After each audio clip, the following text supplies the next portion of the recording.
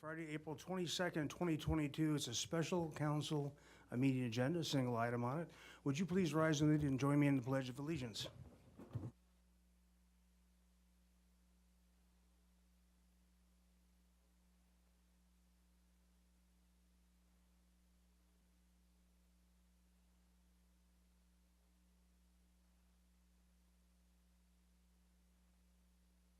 Thank you. Madam Clerk, would you call the roll?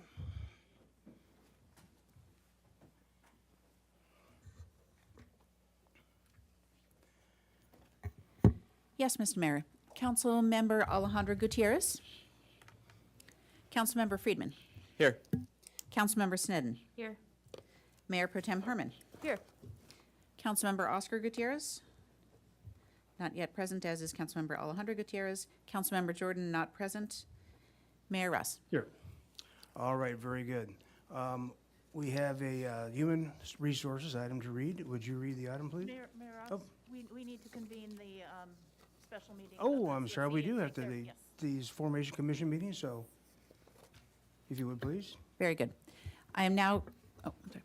And if I may, I'll just explain, because we have a quorum of the Community Formation Commission here, and it is a different body than the council, we are required to convene a meeting.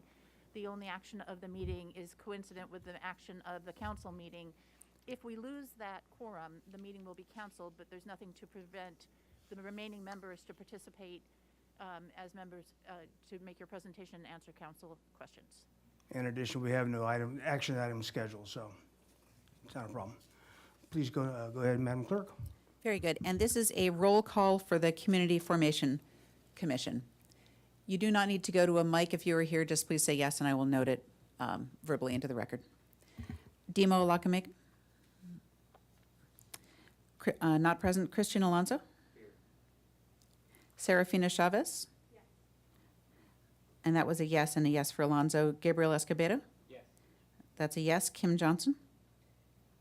No. Rachel Johnson. Yes. Jordan Killebrew. Yes.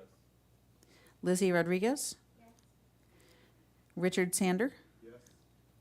Louisa Wood. Yes. Ana Zepeda is not present. And Louis Reynaud? Not present. So we have 1, 2, 3, 4, 5, 6, 7, 8 present. So we do have a quorum. All right, thank you, Madam Clerk. Is this thing extra loud or is it just me? It seems like it's pretty loud. I don't know if there's any way to tone that down. We'll take it down. Maybe I'll just sit back. So would you read the item that we're going to look at today, please? Yes, Mr. Mayor. It is item 1, subject Community Formation Commission final recommendations for civilian oversight of the Santa Barbara Police Department. Okay, well, first of all, I'd like to thank everybody for coming. We did it here today in this format, in this room, to make it more of a community discussion rather than an us and them council situation like we have in our own chambers. So we're going to try to have a very open and thorough discussion. I'll have a presentation by Mr. Escobedo of the Oversight Committee. And with and then we'll do comment to this item only once we have the presentation and council questions in place. So we're not going to do general public comment. It'll just be to this item only. I have a few speaker slips along those lines. So if we would go ahead, Mr. Escobedo, thank you. All right. Thank you, Mayor Rouse. Good afternoon, Council. My name is Gabe Escobedo. I'm the chair of the Community Formation Commission. Today, from the Community Formation Commission that we'll be presenting, we have Rachel Johnson, Louisa Wood, and Jordan Killebrew. Additionally, we have Cami McElhaney from the National Association for Civilian Oversight of Law Enforcement, or NACOL. We are pleased to be here today to discuss the work the CFC has done in the last 13 months and our recommendation for civilian oversight of the Santa Barbara Police Department. We have broken our presentation into 2 sections. In the first part, we will provide the historical context of our work, go through the CFC process, and discuss the public outreach we did. In the second part, we'll get into the specifics of our recommendation.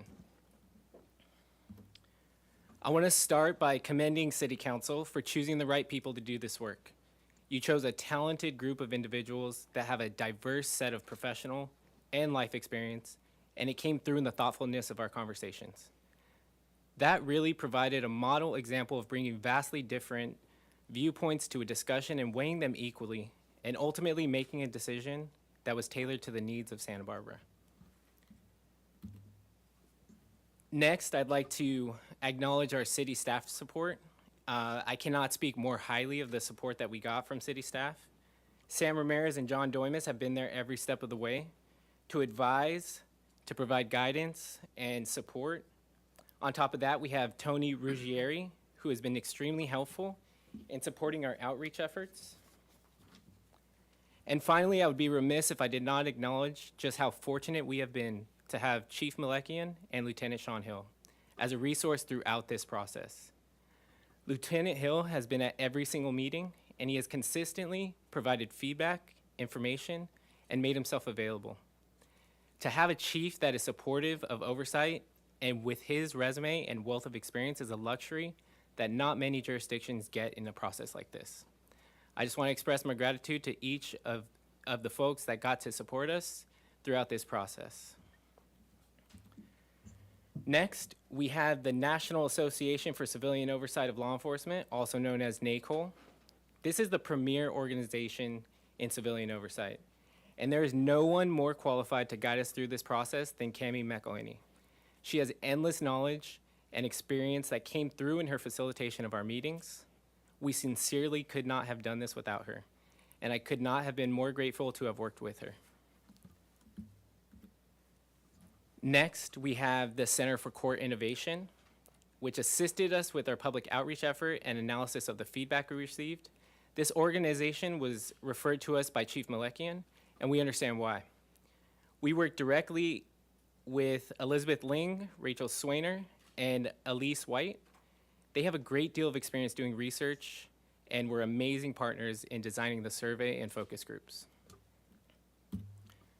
So next, we have Jordan, who's going to present the historical context and the timeline of our process. Thank you, Mr. Killebrew. Hello, and good afternoon, everyone. Thank you so much. Like Gabe said, I'm Jordan Killebrew, and it's been an honor to serve on the Community Formation Commission along with my commission members, and also to be selected by City Council way back when. What year was it? Who knows? So I'm going to go ahead and start off with just being, open with authenticity, vulnerability, and telling a little bit of story to give context to our Community Formation Commission and civilian oversight. So, way back in 2016, there was a local call for civilian oversight for the Santa Barbara Police Department. And I would note that it was after a specific incident, especially in July 2016, where there was murders of Alton Sterling, Philando Castile, and also 9 police officers. Yes, that was nationally, but what happened locally is that a lot of people were feeling the heaviness of what was going on. And so me, my friend Shiani Dree, came together and said, let's do something. Let's plan a candlelight vigil. And actually, that's how I first met Lizzie Rodriguez, because she called me randomly, and I didn't know. I was like, who's this person calling me? To come meet with the police department. And we met with the police department, city council members, and then Mayor Helene Schneider to talk about how the event could be a success. From there, our event was a success. Over 200 people showed up, showing concern. They were concerned about the Santa Barbara Police Department, they were concerned about their community, and they wanted to work together to do something. And so a couple groups formed. One called Equity SB, which was led by Simone and Scott Ruskamp and myself, to really push for how to change the use of force policy at the Santa Barbara Police Department, and also establishing a civilian oversight board. In 2017, that's when our then new police chief, Lori Linnau, developed a chief advisories panel. And I want to just read its purview because this was kind of the first semblance of civilian police, Santa Barbara Police Department interaction or official panel. The Chief's Advisory Panel was established in 2017 under the direction of Chief of Police Lori Linnau. This panel was created to provide a platform for bilateral communication between the chief and a diverse group of people representative of our community who are committed to assisting the chief in the formation of strategies, development of community policing concepts, and increasing public awareness. Embracing community voice is paramount of law enforcement agencies to promote trust and legitimacy within the communities they serve. The Chief's Advisory Panel is not a review panel of any police action, whether internal or external, nor a city-appointed board or commission, but a forum to address community concerns. The panel is driven by the imagination of its members, and it's intended to be a reflection of the community's viewpoints. The rotating members of the panel is comprised of community members who represent a range of interests and experience.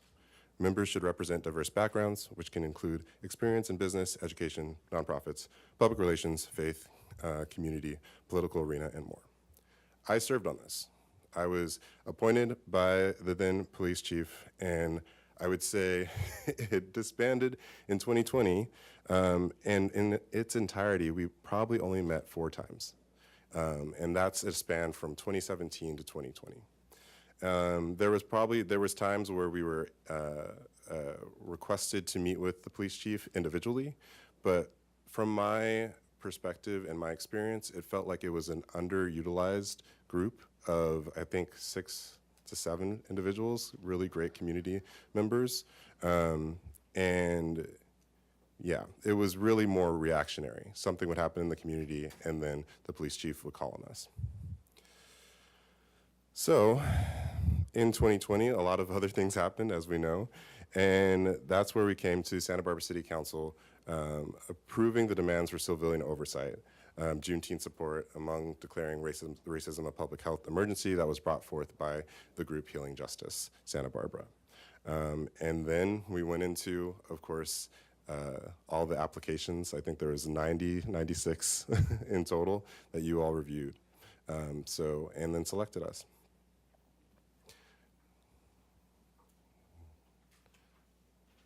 All right. With that, I just want to look at the slide. In that time that we were selected and appointed, we have worked tirelessly to not only work on this recommendation, but also come to you today with a full recommendation to share. So as we look at what is the purpose of the CFC, it's important to note that it's a guide, we are guide to the creation of civilian oversight system for the Santa Barbara Police Department. What we have spent is very long hours, robust conversations, disagreements, but at the end of the day, we all came together to really, really put what we believe is the best thing for our community, which we love. With that, we explored different civilian police review systems with the help of Cami and Nicole, and existing and new police accountability systems and the specific needs of Santa Barbara's many, many communities.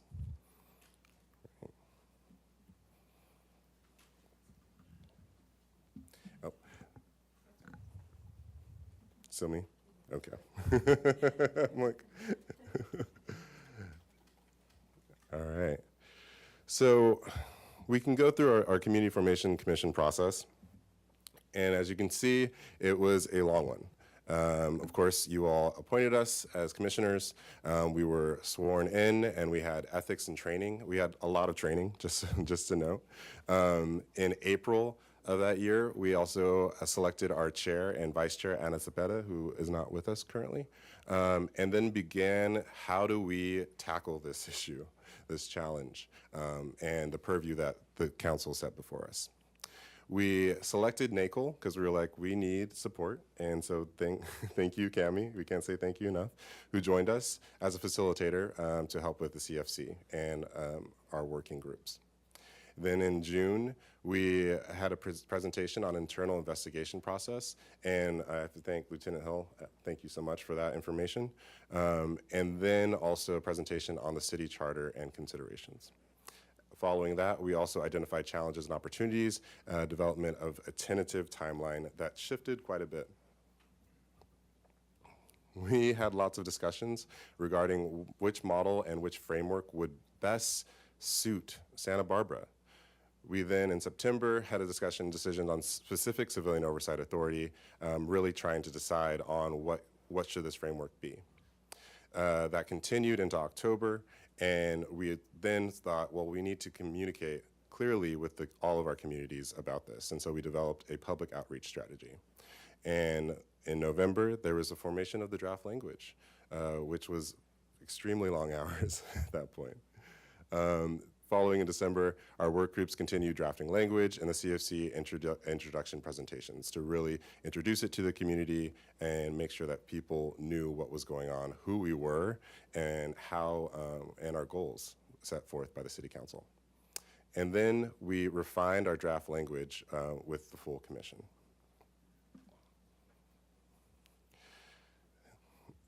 It's funny, it's only been 4 months. We're in April, but it feels like it's been 5 years. But approval of draft language was used for public outreach in February, and then we also finalized our public outreach plan. With that, we also did our release of draft for feedback from our stakeholders, and we held several focus group sessions on draft recommendations. CCI helped to analyze the data and prepare memos for our commission to review, and with the CCI's memo and refine recommendations based on the feedback. Now in April, we have finalized the recommendation and we have prepared for you all here, that's why we're here, and we're presenting today. So, thank you. And up next is Louisa Wood, Commissioner Louisa Wood. This is just the down button. Good afternoon. I'm gonna put that down. Hi, I'm Louisa Wood. I'm honored to be here, City Council, Mayor, everyone in the community. I'm going to talk about a general overview of the commission work. That is just how much time and effort was put into developing these recommendations from our start on March 17th of 2021 to today, presenting to you all on the council. So to start off, let's just take a look at the number of meetings held and hours commissioners worked this year. As you can see, we held 25 regular and special commission meetings, which added up to approximately 70 hours of meetings as a full commission. Our meetings were long and detailed, including presentations and hours of serious discussion and deliberations.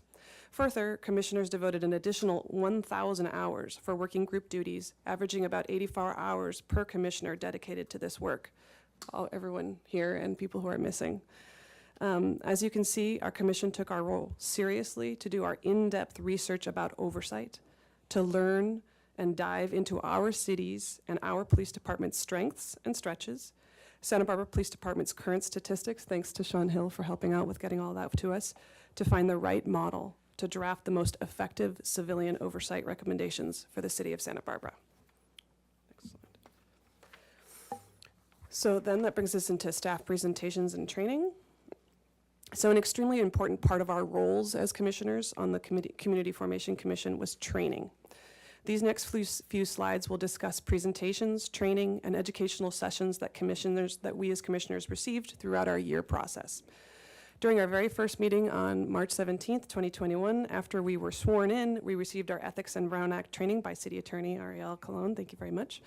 On 6/9/21, we were provided a presentation by Assistant City Attorney John Doimus, thank you, about the Fire and Police Commission, the Civil Service Commission, and other city charter considerations relevant to civilian oversight. And then on 9/8/21, the Community Formation Commission received a presentation from Assistant City Attorney John Doimus on the Police Officers' Bill of Rights, legal limitations concerning employee rights, personnel files, and how California's open meeting laws relate to these issues for the Commission to consider as they discuss the review board's authority.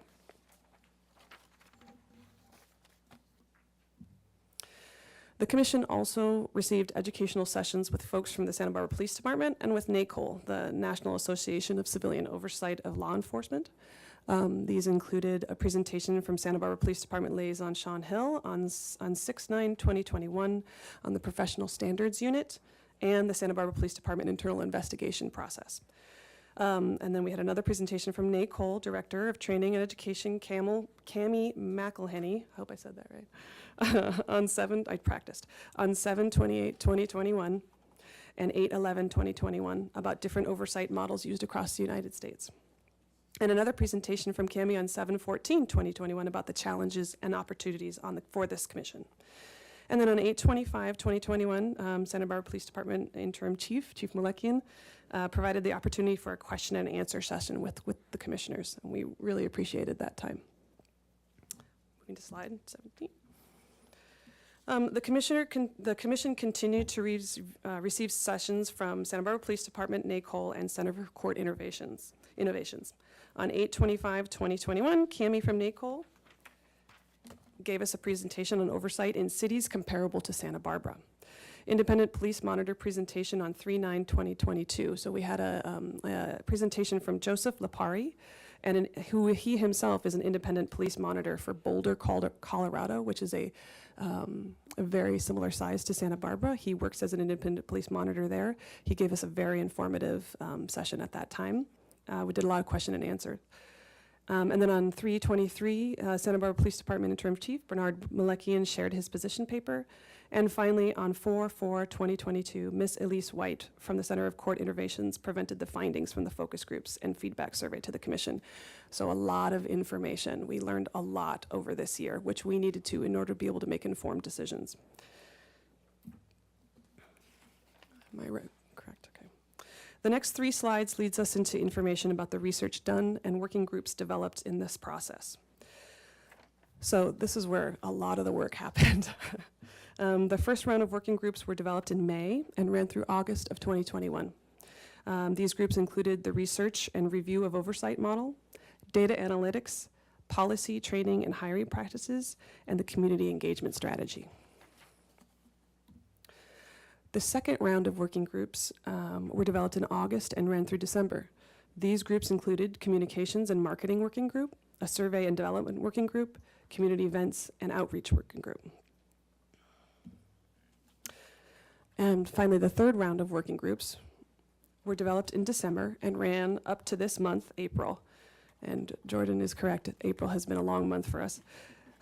These groups included the Civilian Oversight Board Working Group, Independent Police Monitor Drafting Work Group, Focus Group and Community Engagement Working Group, and the final presentation working group.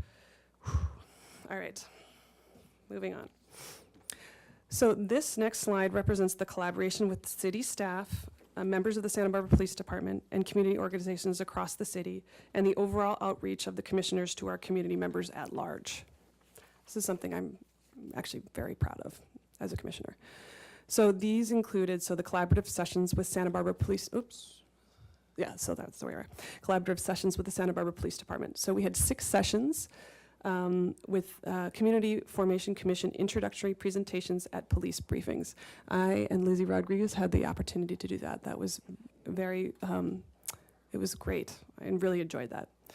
We did at least 49 sessions of meetings with Santa Barbara Police Department liaisons with Lieutenant Sean Hill and Chief Malekian. We had 7 sessions of meetings with members of the Police Officers Association. Some of us commissioners took part in the open entry for Santa Barbara Police Department applicants on 10/26/2021. That was I was able to be there. That was fantastic. I also got to speak with many members of our law enforcement team. We also attempted numerous times to engage in other immersive experiences with the Santa Barbara Police Department, including things like ride-alongs and such. Unfortunately, these were all canceled due to COVID restrictions from the Santa Barbara Police Department. Many of us wanted to take part in that. We also scheduled a visit an academy visit to the Ventura Criminal Justice Training Center. Unfortunately, this was in January when Omicron was going crazy, and we had to cancel that as well. And then the commission also engaged, moving down, we also engaged in community sessions to provide information and receive feedback from community organizations and from community members across the city. These included, we completed 21 sessions of the Community Formation Commission introductory presentations to organizations across the city. 3 sessions of coffee with a commissioner to provide opportunities for individuals from the Santa Barbara Police Department to engage with commissioners in small groups or small group or individual settings so they can have an opportunity to ask us questions and feel at liberty to ask what they need to. And we also completed 8 focus groups, which we'll talk more about in a little bit, with community members that we'll talk more about later. The public meetings do not give the full picture of the sheer number of conversations that occurred outside of our public CFC meetings. It is important to note here that commissioners met with members of the city staff and representatives from the City of Santa Barbara Police Department many, many times to have meaningful and productive discussions about the CFC recommendations. Okay, thank you. Rachel.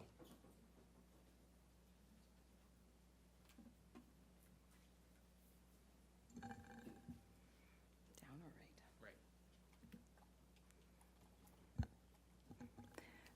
Thank you.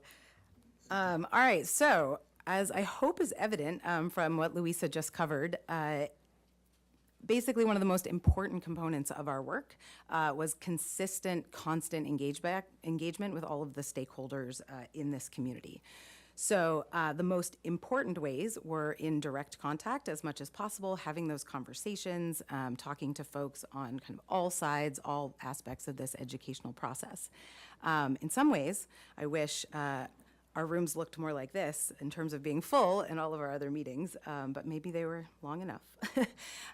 So beyond the collaborative sessions we were able to have, our focus groups and the community feedback survey is actually what allowed us to go even broader into the community and hear from folks that maybe weren't able to take part in any of our actual meetings or other sessions.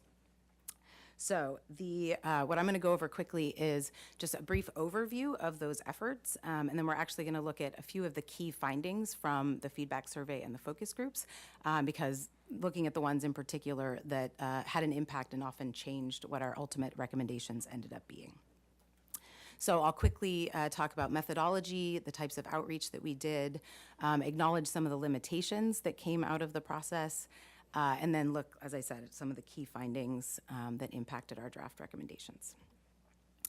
So just a quick overview of things like participation and timing. So again, time crunch was sort of the last phase of this, characterized by moving pretty quickly. So the focus groups, we did a total of 8 sessions, and there were 56 participants total. And those happened within a few days in February, where we had Cami come to town. We had various facilitators from our consultant group come in and do those sessions. None of the commissioners were actually involved. That was all done independently and anonymously, so that community participants could feel free to share in those feedback sessions. We used note takers from UCSB graduate students, so it was also a great learning opportunity and collaboration with local graduate students who were interested in this work as well. So we did 6 of those in person, 2 of them were online, so we had hybrid options, and then we offered translation and interpretation services if those were needed. The survey, I am particularly excited about. I was on the working groups related to these, and the total participation in our survey, which was available in English and Spanish, was over 1,000 community members. And just by way of comparison, we kind of did a little outreach to some of our friends who had worked on other efforts.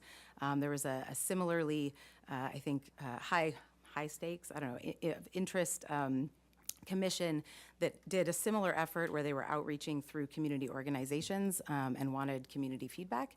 And the chair of that commission let me know that they got 40 responses. And a lot of city surveys, as for sure, actually, you know better than us how many responses surveys often get. So we are incredibly proud of that number. It was 17 questions, kind of seems long, but it took less than 10 minutes. We wanted to make it short and really accessible. And it was open for about 3 weeks, just under 3 full weeks. We made it available at City Hall and at community events as a paper survey, but also primarily it was completed online digitally. So the kind of general overview, a couple things just to note. We did see a really impressive breadth of neighborhoods represented. We wanted to get kind of a picture of where folks lived and worked. So just kind of before we go into it, that's one of the things to note. All of the questions were optional, as were all the demographic information, so people were self-reporting. With neighborhoods in particular, we allowed participants to choose up to 3 places where they identified as living or working. And part of that was recognizing that sort of the perception and experience of law enforcement isn't really going to fall naturally along a specific geographical border or only where you live or only where you work. And then also I want to note too, this is kudos to our facilitators, but we did also hear feedback that the focus groups in particular, one participant, an anonymous participant who indicated that they have a fair bit of experience with this kind of work, shared with our facilitators that the level of those focus groups was at a national best standard. And that really speaks to the facilitators and the consultants that we brought in. Quickly looking at methodology, so we did get a number of questions from the community and from stakeholders about kind of the rigor of this survey. So we did research best practices in surveying and focus group work. We consulted with some folks here in town at City College and UCSB as well, so data scientists in our own community. And ultimately, we contracted with the Center for Court Innovation. As Gabe mentioned, Chief Malekian connected us with them because they've done this work really well. So they ultimately provided the professional support and also helped us develop a survey and a research protocol that was exploratory in nature. So what that means is ultimately we didn't have the time or capacity to do something that would rise to a different level of rigor in terms of data analysis. CCI confirmed that this was the appropriate methodology for the time that we had and what we wanted to do, and we made sure to just contextualize all of our conclusions with that caveat. Future research, which has played out in our recommendations, may find that we revisit surveying and stuff related to this work. We ultimately wanted to make sure we got quantitative and qualitative feedback from the community, so you get both with surveys and focus groups. Even on the digital survey, which was primarily quantitative, there was always an open text box field, so folks could add additional information where they wanted to. We also worked collaboratively as an entire commission and with all of our stakeholders and our SBPD liaisons and others to develop the questions that we ultimately ended up asking. So it really was a collaborative effort in the development and then also in the recruitment and outreach. So over 125 organizations in town helped us with that. So that was everything from city staff, your listservs, city TV, local media, and then the incredible network that all of the commissioners brought to the work as well. And just to always acknowledge limitations, so one of them was definitely a time constraint. That was one of our biggest, was trying to do this quickly and effectively. And also, as I mentioned, sort of everything being optional and allowing demographics to be self-reported, that sort of limits then what you can really claim about the numbers that you might see on the screen related to some of the more common sort of, how many identify as female, male, other demographics like that. Also, the survey, we made it available in English and Spanish, but that does exclude other folks who maybe that is not their primary language, one of those two. So limitations such as that. So looking now just at a few of the main things from the survey that really stood out to us and ended up really impacting how we ended up writing our final recommendations. So broad and diverse community representation on the board. We weren't surprised by this, but 84% said, this is a board in particular of police oversight that should represent the diversity of Santa Barbara. And I think we all knew as our Community Formation Commission felt different than maybe other commissions in the city. We think the same about the eventual oversight board that we're recommending. Lived experience came up a lot as something that would be similarly broad and would lead to a really effective oversight system. So the quotes up there in italics are actually from some of the feedback, qualitative feedback that was captured. And all of this is also in a full memo of data analysis from CCI that was already publicly available at the meeting where they presented those results. Also, the community called out kind of broad participation from groups like community members who are unhoused or have previously experienced homelessness, and also formerly incarcerated and other particular demographics. The reflection of that call for sort of broad diversity and representation is definitely something that is seen throughout our recommendations. And this definitely applied to the specific question, which has come up a lot in our meetings, of whether or not to include prior law enforcement experience as one of the lived experiences to be included specifically in the oversight board. Overwhelmingly, there is support for this.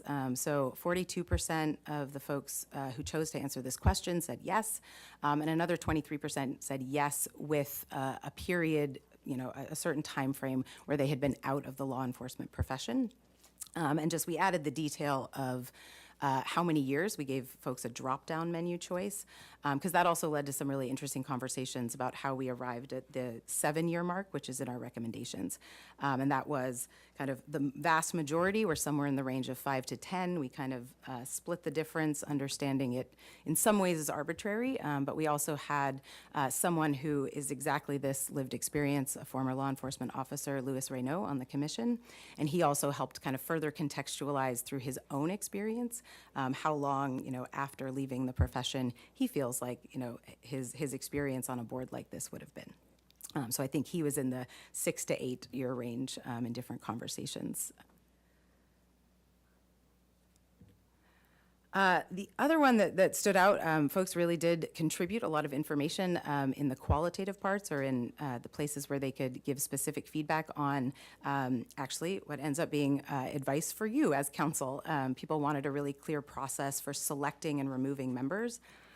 So concern for bias is always something we would expect. So shielded from the influence of the police department or sort of perceived conflicts. And then also, there were lists that the CCI kind of culled that were themes that came up quite a bit. So screening for bias, having a public interview process, ensuring those with law enforcement had a clean record, sort of annual review, general accountability. And in the recommendations themselves, you'll see there are sections where we go into quite a bit of detail, thanks to John Doimus giving us information about state processes, about how you actually would obtain records or find out more information about a former law enforcement officer who applied.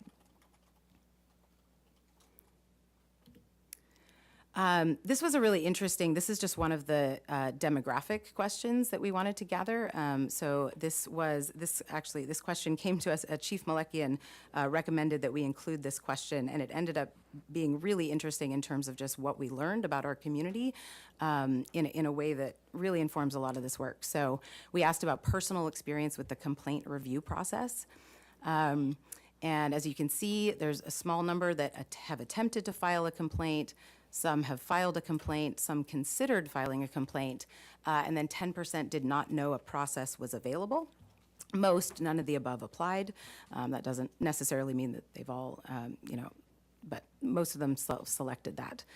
So this was interesting to us just to figure out what is the actual baseline of knowledge of this process for a lot of our community. And this, as we were looking at the importance of kind of the education of the community in oversight, so the part that is community facing of this work, kind of education about police processes clearly is something that we should focus on. And during our commission, actually, there were some interesting moments where we learned about some of this in real time ourselves. So while we were looking into this, we discovered that there wasn't a Spanish version of the complaint form available at the time. And then during actually one of our meetings, we workshopped this with Sean Hill in real time, figuring out that there was a link to the online form to file a complaint was only available on the internal police server. So figuring out accessibility issues just in our own discovery as well was really interesting. So generally about complaints, just, needing accountability to the process and figuring out, how that process works, and if someone makes a complaint, how it's tracked. So that was also something that was brought up. And then just generally overwhelming acknowledgement that this kind of work is going to increase trust and accountability. So in 3 different kind of versions of a similar question, folks said, well over 50 and even 60% of folks said what we've recommended, this kind of civilian oversight process would increase trust, increase belief in the transparency of the SBPD processes, and just general accountability to the community would either stay the same or, most cases, said it would increase it. So that concludes part 1. We're going to go on to part 2 now, where we're going to look at some of the more specific elements of the recommendations, looking at oversight models, and then the components of our actual recommendation to you. And I'll pass it Thank to you. Cami. So at some point, my colleague's going to want to ask some questions, but what I'd like to do, I think, is have you go ahead and make notes of what you'd like to ask, and then we'll just kind of do them all at once at the end. That's all right with everybody? Okey doke. Please carry on.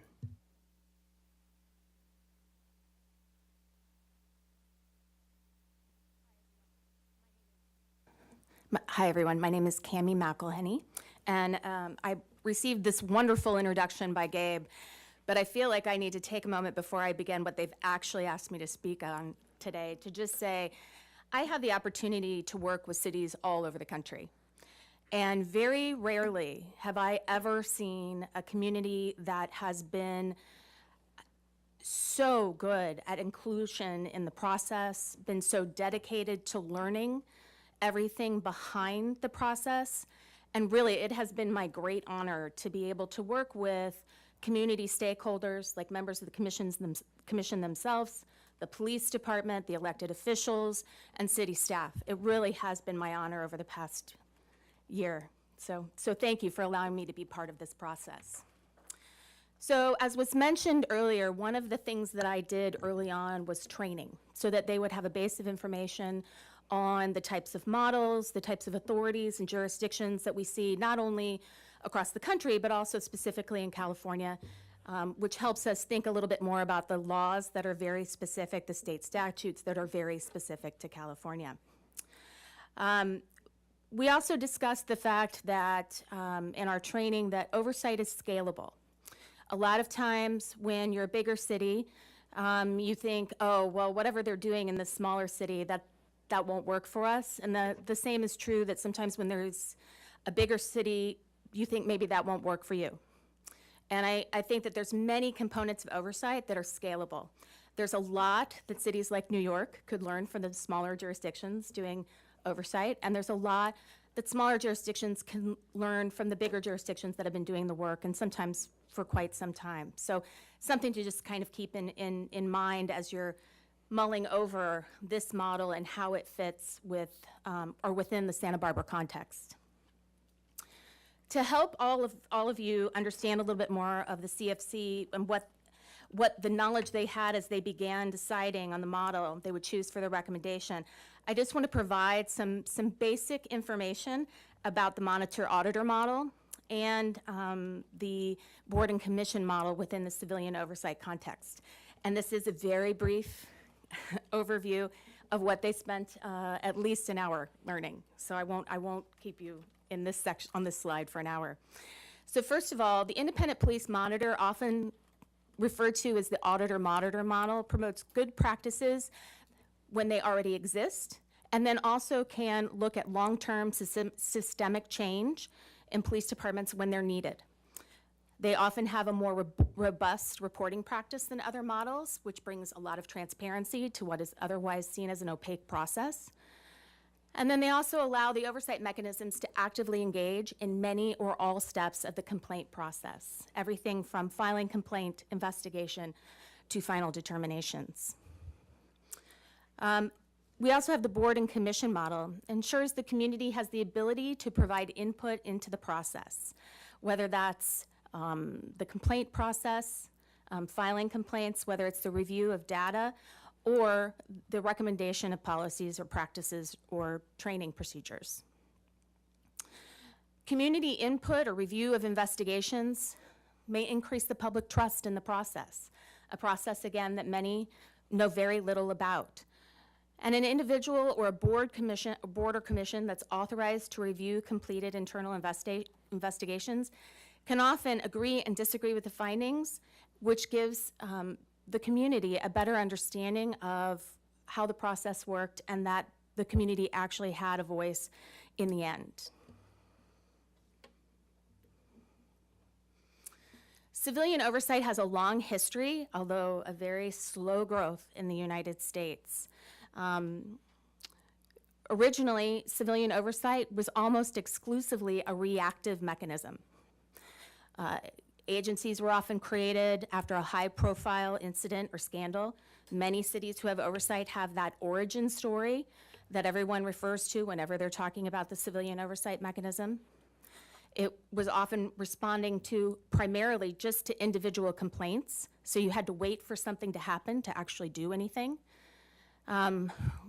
Reviewing policies as a result of one or more complaints, nothing before those complaints occurred. Recommending sanctions for individual officers, and it relies heavily on deterrence, the reactive portion of it. Unfortunately, there will always be a reactive element to oversight because of the complaints that come in for misconduct and the investigation that needs to happen.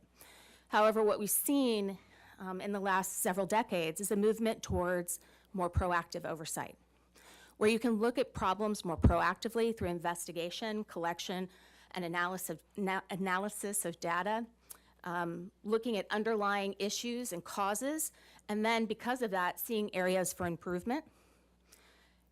Concentration on a reduction or prevention of misconduct, and building partnerships with law enforcement. It's a very important part of what we see oversight as now. And then also, there are very few other mechanisms that are so well positioned to help build relationships between police and the community. So what we've seen is a movement where we combine both of those elements into civilian oversight to build a more effective and sustainable model. So next, I just want to talk about a few key components in effective civilian oversight. And I often begin that conversation with talking about why we say effective rather than best. So in the field of civilian oversight, there's often more than one path to success. The development of oversight has to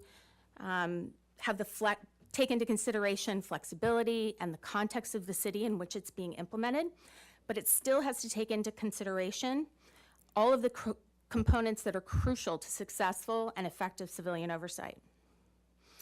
Also, the diverse perspectives and wisdom of those who have practiced civilian oversight should be heard and valued in the process. And we also don't use best because, quite simply, civilian oversight has expanded throughout the United States in a very decentralized manner. Most civilian oversight mechanisms collect data differently or collect data different depending on what they need in their city. And so that makes the measurement of best and quantitative analysis of what is best very difficult, although I will say we are working on that. And then also, there is the fact that there are, with over 220 oversight mechanisms throughout the United States that are codified in law, no two are exactly alike, which makes it very difficult to compare them. I also wanted to talk a little bit about the 13 principles for effective oversight.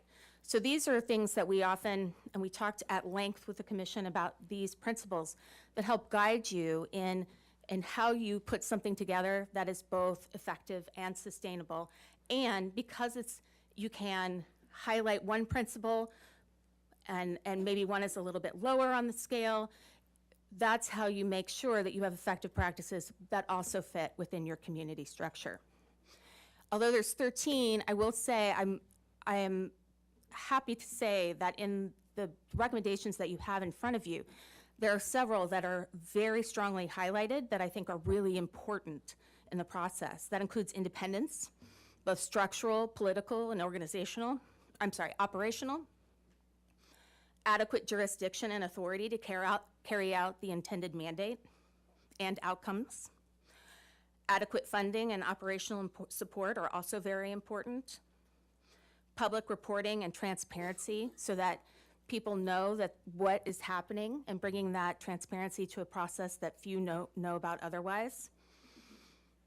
both the principles of community outreach and involvement. So not only is it about outputting information into the community, but it's also a process where you can listen to the community and have their input as well. And then also creating a procedurally just process. So a little bit about trends in civilian oversight. I will only touch on this briefly because it really, I think I've already mentioned it when we were talking about reactive versus proactive. So in an effort to address police-community relations, it's really important to not only be able to have the mechanism that talks about reacting to a specific event, but also that proactive element so you can build the relationships with law enforcement to help prevent those incidents from occurring in the future. Also, the benefit of a hybrid model. One of the things, when I first started in civilian oversight, I was actually a review board member in the city of Indianapolis. And we did fine, we did very little. And what we've seen in growth is that we're able to pick and choose the pieces of the models now, put them together so that you can build something better for a community and not rely just on, we're gonna have a monitor here like they do in New Orleans, or a review board here where they do in Indianapolis, or an investigation model like they have in DC. You can take bits and pieces of all of those so that you can put together something that really works for you. So with that, I will turn it over to Jordan, right behind me. All right, so you can see how much work has gone into this. And what we decided to come up with as a commission is the hybrid oversight model.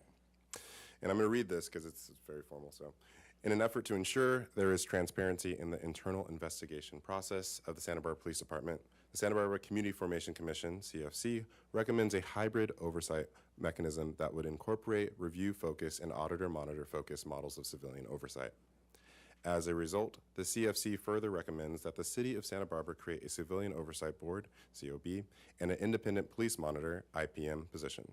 The CFC recommends that the IPM and the COB, with assistance from the City Administrator's Office. And the following recommendations focus on the aspect of each element. So that is our formal recommendation, and we're going to get into more details about that. But how does that compare to what I mentioned earlier in this presentation about the Police Chiefs Advisory Panel that was around from 2017 to 2020? So as a reminder, the Police Chiefs Advisory Panel was not a review panel of any police action, internal or external, nor a city-appointed board or commission, but a forum to address concerns, where this recommendation will have a more formal group that will come together and with an independent police monitor, and hopefully more meetings than just 4 that we had. So I wanted to also reiterate that the commission chose the following model as a framework on August 11th, 2021. That is a full 5 months after the commission's inception on March 17th, 2021. And approval of that conceptual hybrid oversight model with review board and monitoring component with ability to do independent investigations.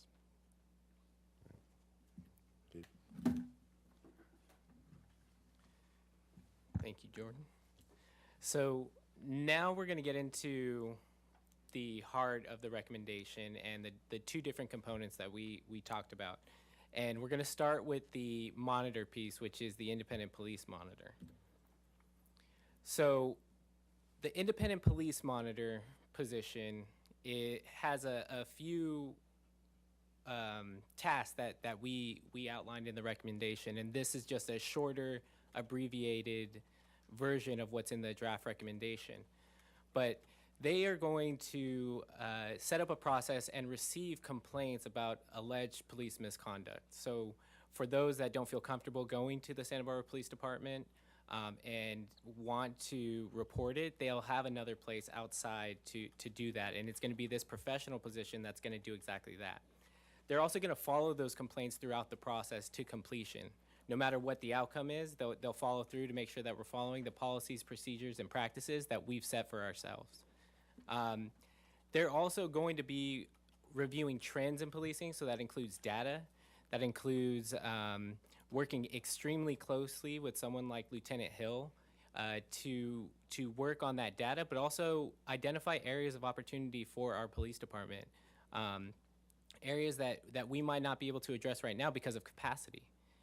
Other things is reviewing and recommending effective practices and in policies, training, based on the data, based on the information, but also based on national trends in effective practices. This piece of the model is extremely important. They conduct the day-to-day oversight and put in place mechanisms and recommend mechanisms alongside the COB, which we'll get into next, that make sure that the areas where we are excelling for our police department, which there are many, we, no matter who, and we're very fortunate, we have Lieutenant Hill, we have Chief Malekin, we have many great officers that I have met personally throughout this process. And we want to make sure that we keep that same high level of service, no matter who is the police chief, whether it's 10 years, 15 years down the road. We want to make sure that we continue to excel in those areas. This is one way to do that.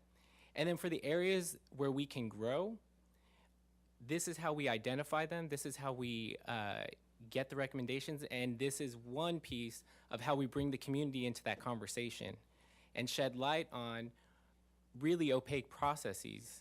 And one thing that came out of our survey is that not many people understand the internal investigation process. Not many people understand the complaint process and what happens after. And one of the big key components of this particular position, in addition to staffing, providing the professional insight for the COB, handling complaints, is also going to be community engagement. And this is going to be a big piece because this is how we build better relationships with parts of the community that currently and historically have not had those relationships with the Santa Barbara Police Department, is through something independent like this, where they can bring the two parties together, where they can do education on the things that we're doing really well. And if we can do better in the areas of opportunity that we have, it only instills more legitimacy, more faith, and more belief in our police department. So this is a really big opportunity for us. They're going to do things like make sure that there is accessibility in the complaint process, making sure that communications are multilingual so that they reach all community members, not just the few that do now, or those that do now is a better way of framing it. Developing opportunities for community to come in and bring their voice into the development of policy recommendations, training recommendations, and do things like climate surveys to get a really good idea on the feedback that we can get from the community. And might I add, also from the Santa Barbara Police Department. One of the key roles that this could play is to find out from officers where do they feel like we could do better, and that could lead to officer retention, that could lead to better recruitment, and just opportunities for us. So this is an excellent way to build, this is an important role in collaboration with the COB to build a bridge from the community and the Santa Barbara Police Department and meet the needs of those who feel like they're not being met now. And since we're in the Community Development Department building, I always think about this, and I know fellow commissioners have heard me say this, are probably tired of it. But this position, if you can think about it, so Planning Commission makes policy recommendations, decisions on land use. But they have land use professionals providing the context, the research, the information so that planning commissioners can make well-informed decisions. This role is exactly that in police oversight, which is why it's really important to have a police oversight professional who understands how to operate in this role, but also understands policing and how to work collaboratively with the police department. So I wanted to emphasize that before we move on to the community or the Civilian Oversight Board, which Louisa Wood is going to take over, and then we'll talk about the relationship between the two.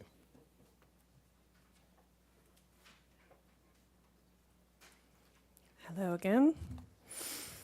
Okay, so yes, as Gabe said, we're going to be talking about, the Civilian Oversight Board. I'm not going to go into incredible depth into this because they are on page 5 of the final recommendations, but I will be talking about it briefly.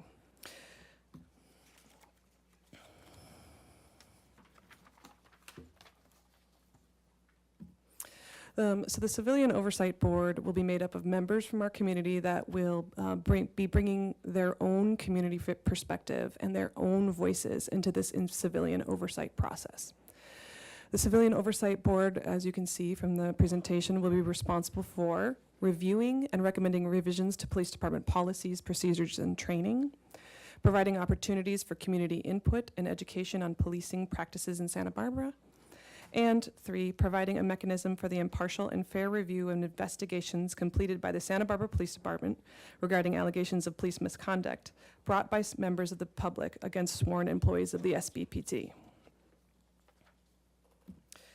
Considering that these are members of the community, it's important to give these individuals as many tools as possible to be able to carry out the mandate that they are given effectively. These trainings might include Santa Barbara Police Department operations, policies, practices, and procedures, policy oversight and community policing, Brown Act, constitutional rights, public safety officers Bill of Rights Act, and other relevant statutes. Training to better understand the history of race and policing, the importance of equity and the cultures that make up the Santa Barbara community, sexual harassment training, ride-alongs, and other equivalent immersive experiences, which I wish some of us could have done during our tenure here, confidentiality requirements, steps in the criminal justice process, arrest, booking, arraignment, bail hearings, trials, etc., community outreach practice, use of force and de-escalation practices, and/or investigation techniques. The ordinance that is required was, okay, so on slide 43, given the commitment to this board with the training and expectations, we recommend that a stipend of $50 per meeting or special meeting up to $400 per month. Oops, excuse me, I went too far. $400 per month be provided to board members and reasonable expenses be provided. Please note, Councilman, that on the last page of the recommendations and the final recommendations, there is an addendum. And in there, we'd also like to talk about the creation of policies to allow for the reimbursement of child and elder care across all commissions to promote broader representation on this board, the COB, from the community and on boards across commissions across Santa Barbara. On a personal note, this one speaks to me as since we've gone back to in-person meetings, I've had to pay nearly $700 in childcare because I'm a single parent, just this month alone, to be able to take part in these commission meetings. I hope that you, as councilmen and women, will take this into consideration for broad organizational change across all of our commissions to include as many of us as we can in our community. Next, we'll be moving on to the relationship between the IPM and the COP. All right, so we've briefly given you an overview of the two components. We have the Independent Police Monitor and the Civilian Oversight Board. And there is a lot of overlap. So day-to-day civilian oversight is handled by the Independent Police Monitor.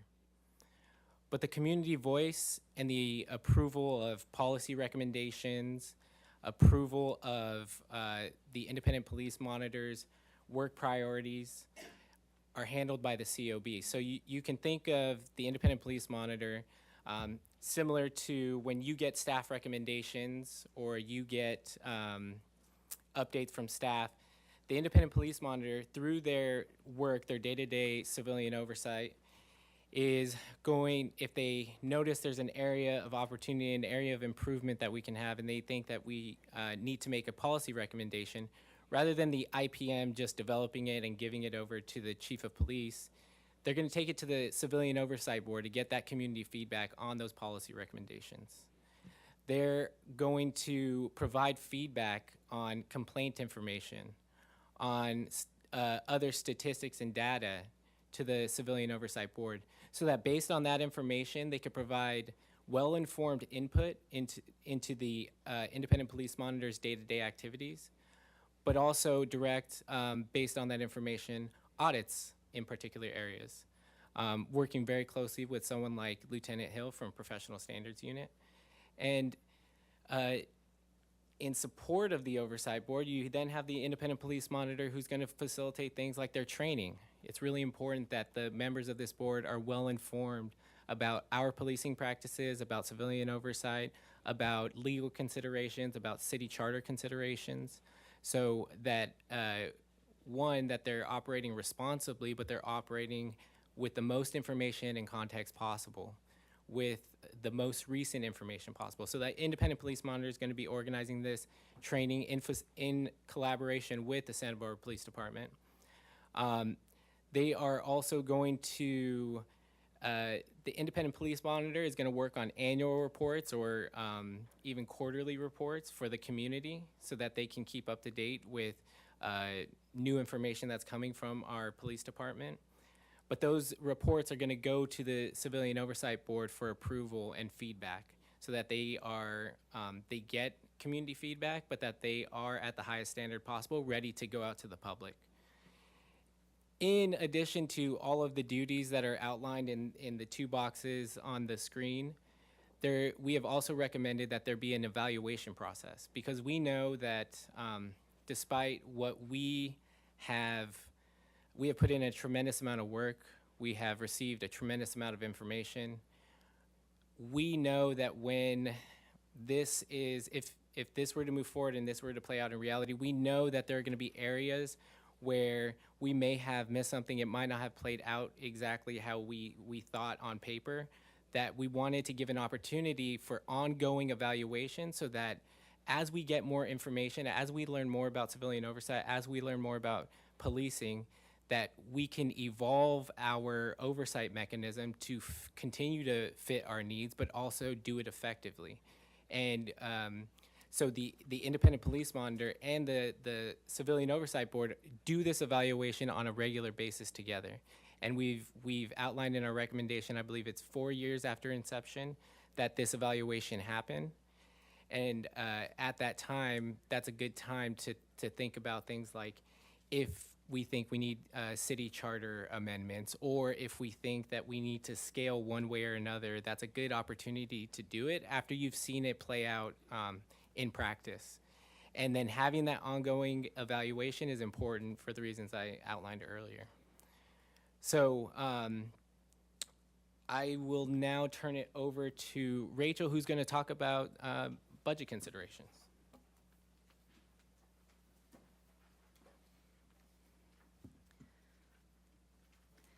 In my line of work in grant administration, most people zone out with the budgets, but I think this is maybe, I've seen people perk up on the up there already.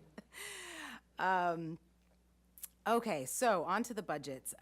We know y'all are in your budget season. And in this week in particular, we recognize that budget considerations are really at the top of your mind. But we as a commission also agree that budgets are value statements. In many ways, especially from the perspective of the community, city budgets can read like moral documents. What and who is the city really investing in? And beyond words and even actions, putting financial support behind any decision is what really matters. The commission's really grateful that the council invested in our work, giving us a modest budget to do what we needed to do this past year. And our recommendation definitely includes recommendations that need further investment fiscally as well as operationally. We spent a lot of time considering what our recommendations might cost in the future. And just as we wanted to be specific enough about roles and duties to ensure sustainability of the work, we also wanted to carefully consider what we're asking you to do next in terms of funding. And we know this has been a big week for council and for the community around talks around this budget, and we want to acknowledge that, especially knowing that y'all are considering the needs and concerns of existing city staff and a lot of folks that are asking you for things and that they deserve. So the commission recognizes we're giving you another consideration now to add to that, and we really thank you for considering how to figure out that additional piece of the puzzle. So with that in mind, we're going to present a number of different budget scenarios that are related to our recommendations about this oversight mechanism. So this is the first scenario for the budget. There was a previous figure of about 600,000 that was placed on a council agenda report, I think at our last update meeting. We weren't clear at the time how city staff had arrived at that number, but it has since been updated. So that's what we're actually working with in this first slide, is some updated numbers on that scenario. So this first one would be an executive level full-time position for the IPM. So this would be on par with current city director level positions like the chief of police. So this was the number of 289, 238 is based on updated financials that were on today's agenda report. And this is definitely the most expensive scenario for staffing. But it is also, we need to note that this would be sort of the best practice standard for ensuring an equal voice in decision-making and when handling decisions related to this process. So there are comparable cities like Madison, Wisconsin, that have an executive level position for their independent police monitor. And then all three of these have the same numbers for the estimates for stipends for the number of commissioners that we're recommending, a rough estimate for the training, and then what community outreach activities would cost. So the next level would be a management level position. So again, a full-time staff. So this really just changes that full-time police monitor number, still including benefits and sort of that full package to give you an idea of that. So it brings down the total maximum. And this was a number that we estimated as a commission looking at past salary information and compiling an average of the manager level position. So recognizing that this looks precise but is also within a range. And then the final option would be to have the police monitor be a contractor, so an independent contractor position, keeping training, stipends, and outreach activities the same. And this number is based on first estimates from NACOL and existing positions, again, in similar sized cities. So I think here in California, Santa Rosa, Santa Cruz, Palo Alto, and others have this model. They use an independent contractor. And Sacramento is actually currently hiring. So just recently, we got to see a full job description and the salary range that they were offering for that position as well. So we have a lot of information, kind of how we arrived at these numbers. And we know we'll probably want to talk more about budget when we get to the questions. But we're almost there. So just to wrap up, so the benefits of effective civilian oversight. It was really hard to distill this down, a year's worth of work, of really learning from all sides how much benefit there can be, not just for putting in place effective civilian oversight, but for putting in place at a time when it is not part of a triage situation or something more emergent. So with that, we just had a hard time, but broke it down into about 5 different areas that we really see that effective oversight could really achieve some fundamental goals and outcomes for our community. So the first is that general concept, just increasing trust and transparency. Through all of its work, I want to reiterate and make it clear, the Commission has not wavered from the understanding that the SBPD is very much not like the law enforcement agencies who have made national news over the years.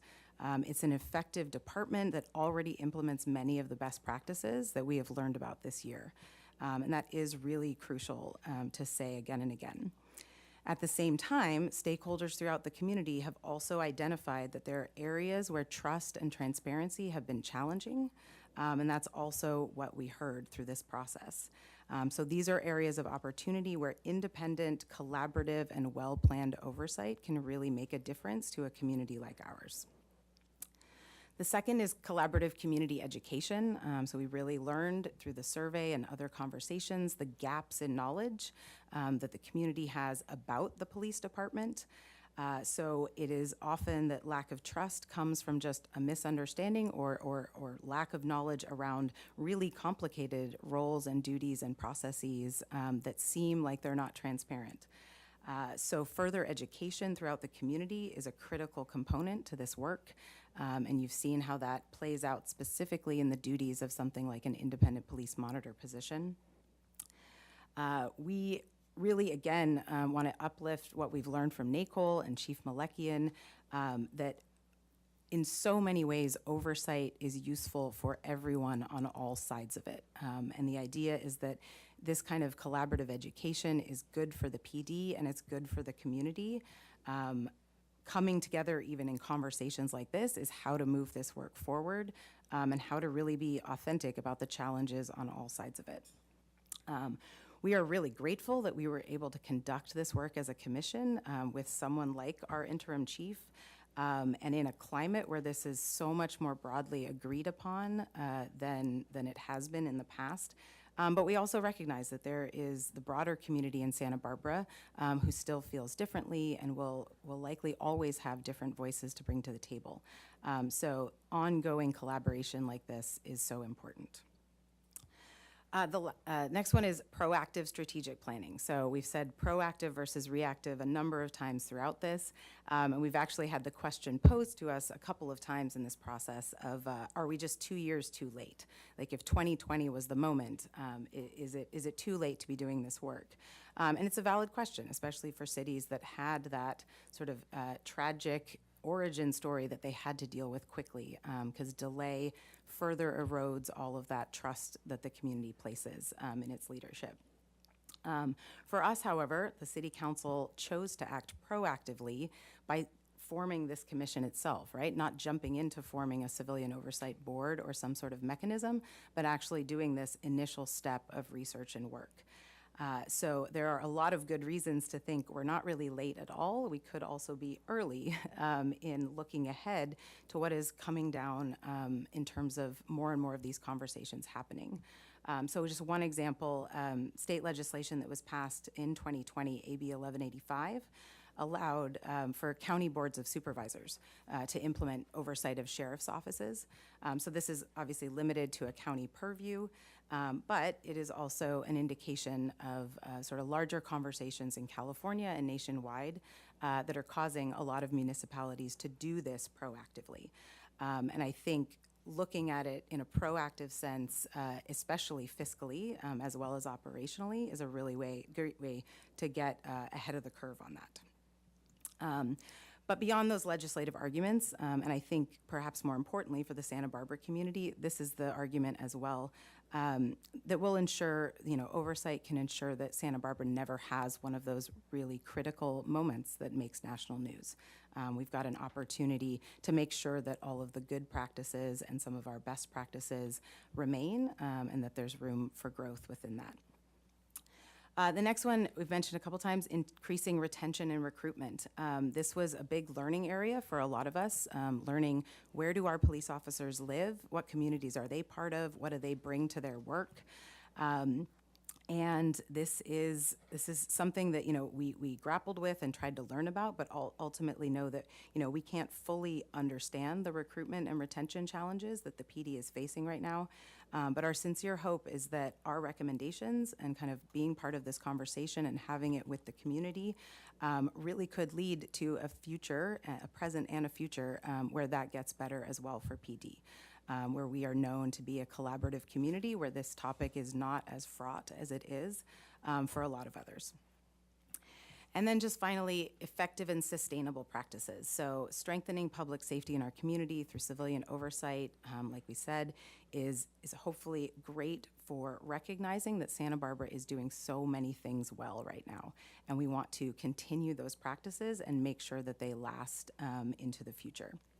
So while the duties and responsibilities of the roles that we've described today are definitely designed to be reactive when they need to be, the idea is that it's all proactive first, and that we can really build a foundation on that.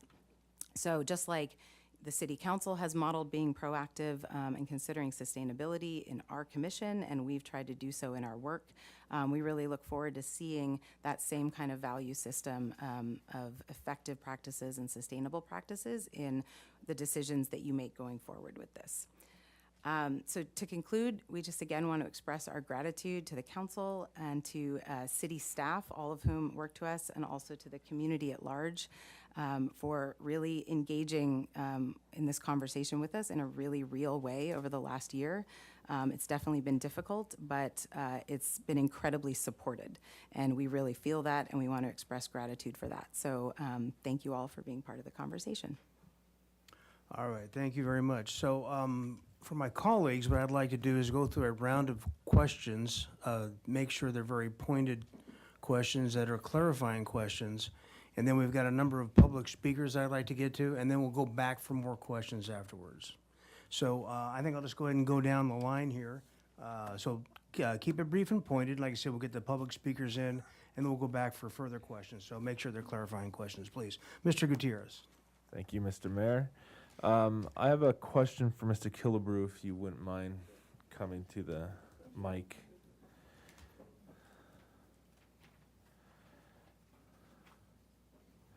Yes, sir. Thank you. So you had mentioned former chief's advisory panel. Can you just talk a little more in detail as to, why it only met 4 times and what was discussed at those 4 meetings? Absolutely. So like I mentioned before, it was more reactionary. So something would happen in the community. The police chief, former police chief, would bring us together and talk about how can the police, the Santa Barbara Police Department, work with the community to address this whatever issue. Of course, things are sensitive in nature, and so not all the details were given to us, but it was really her trying to figure out how best to navigate certain situations. With that, we did have a couple meetings where we did an active shooter type of training. Another meeting, we just kind of got to know each other. It was really nice. They gave us food, but mostly it was like four times. Individually, we were reached out to on occasion. I remember one time I helped to review a press release. I work in communications at the Santa Barbara Foundation, and so I helped to review a press release to help make it more police speak and more approachable, if you will. Yeah. Okay. Hope that helps. Yeah. Why do you think, and this might be a bad way of phrasing it, but why do you think that kind of meeting failed? I think what happened, and I'll speak for myself, how I felt is it kind of felt used, honestly. Just like, oh, something's happening, we need you to come and talk with the police department, and then go and help us essentially try and mend some things. And so that's kind of how I felt. But I know there was good intent with it, but after the 3 or 4 years, looking back, I was like, this could have been utilized better. We could have done more proactive things. And that's nothing to the former police chief. I think she did a great job. But I think there was so much missing there. Yeah. Okay, thank you. My next question has to do with the surveys, so I'm not sure who would be best. Rachel. Okay.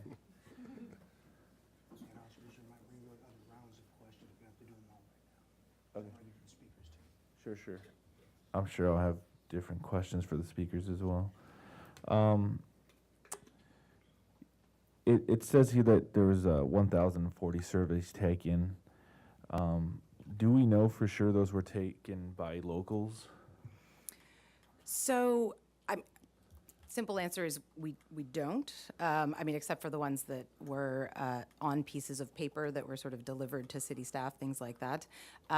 The SurveyMonkey, so the platform that was used, there's a couple of different platforms that CCI considered. There are ways to sort of capture things like IP addresses for that, and we basically just weren't able to plan a survey where that would be the case. It's hard to kind of say. We feel pretty confident because of the way the outreach was done that hopefully most of them were.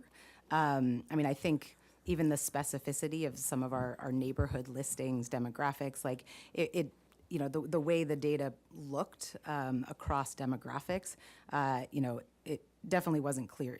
Was clear that there wasn't any kind of intentional manipulation, more than likely. And we asked CCI about that specifically. And they are really good. I mean, part of what they do as professional data analysts is try to identify places where it kind of looks wonky. So we can't know for sure unless we used a different survey mechanism. But yeah, like I said, I think trusting our outreach process is what led us to conclude that, I mean, even if we took off a few hundred of them or something, that the sort of spread of responses would probably still be similar, and we feel pretty confident in it. And the population of the city is over 90,000, and So. there was only 1,040 surveys taken. And I can attest that the outreach for this was pretty well done. I feel like the majority of my council members even shared it and advertised it. So can you just comment on why you think this was, in a weird way, this was a low number, but not compared to other surveys you commented on that, I think, but can you just kind of elaborate a little more? Absolutely. So we do a lot of surveys at the college. So I work at the Santa Barbara City College Foundation. We do lots of surveys with students, and they all go out by email.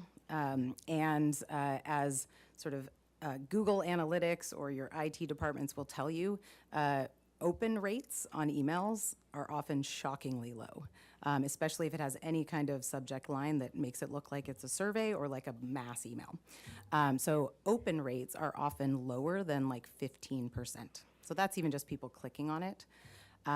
So if you think that, I can't say the full number that we think maybe saw our survey link at some point, but say it was, even 50%, the open rate of the email might be 10%. The people who actually click on the link of the survey often becomes about 10% of that 10%. So even in a city of, say, 90,000 people or 100,000 people, right? 1,000 would be 1%. If 10% open it and 10% of that actually take the survey, it's actually pretty solid with what we would expect for kind of online distribution. So, and like I said, I mean, we really compared it to what we know locally has been done survey-wise, which was that one county commission who did a really similar effort, and they only got 40. So we got 1,000 more than they did. So it was really using comparative examples like that that made us feel good about it. Okay. I think that's all I have for questions right now. Thanks. Okay, thanks. Ms. Harmon, once again, we're going to try to get some questions out, get the public speakers, and we got a break for translators at 3, so everybody knows. Ms. Harmon. Thank you. I'll try to be very quick. And I won't spend too much time saying thank you, except to say thank you, everyone who participated in this effort. Truly, really very much value your time. I'm going to ask some specific questions about the recommendation and how it's going to work. So maybe, Mr. Escobedo, you may want to take these, or whomever. First, on slide 27, actually, maybe this is for you, about results of the survey. It says 42% of people say, yes, we support prior law enforcement experience on the board. 23% say yes after a period of time. Can you tell me why, given that 42% said yes without any limitations, the CFC came back with a yes, but, and why? I mean, I understand why you chose 7 years, but from just a data perspective, can you put a little more color on that for me, why you didn't just go with yes with no restrictions, given that 42% of survey respondents selected that option? Yeah, it's a really good question. I'm glad you asked. So throughout the last 13 months, we pointed out the level of training that we've been doing and how much research we've had access to in civilian oversight, and we've had access to CAMI, thankfully. And so we've learned a lot.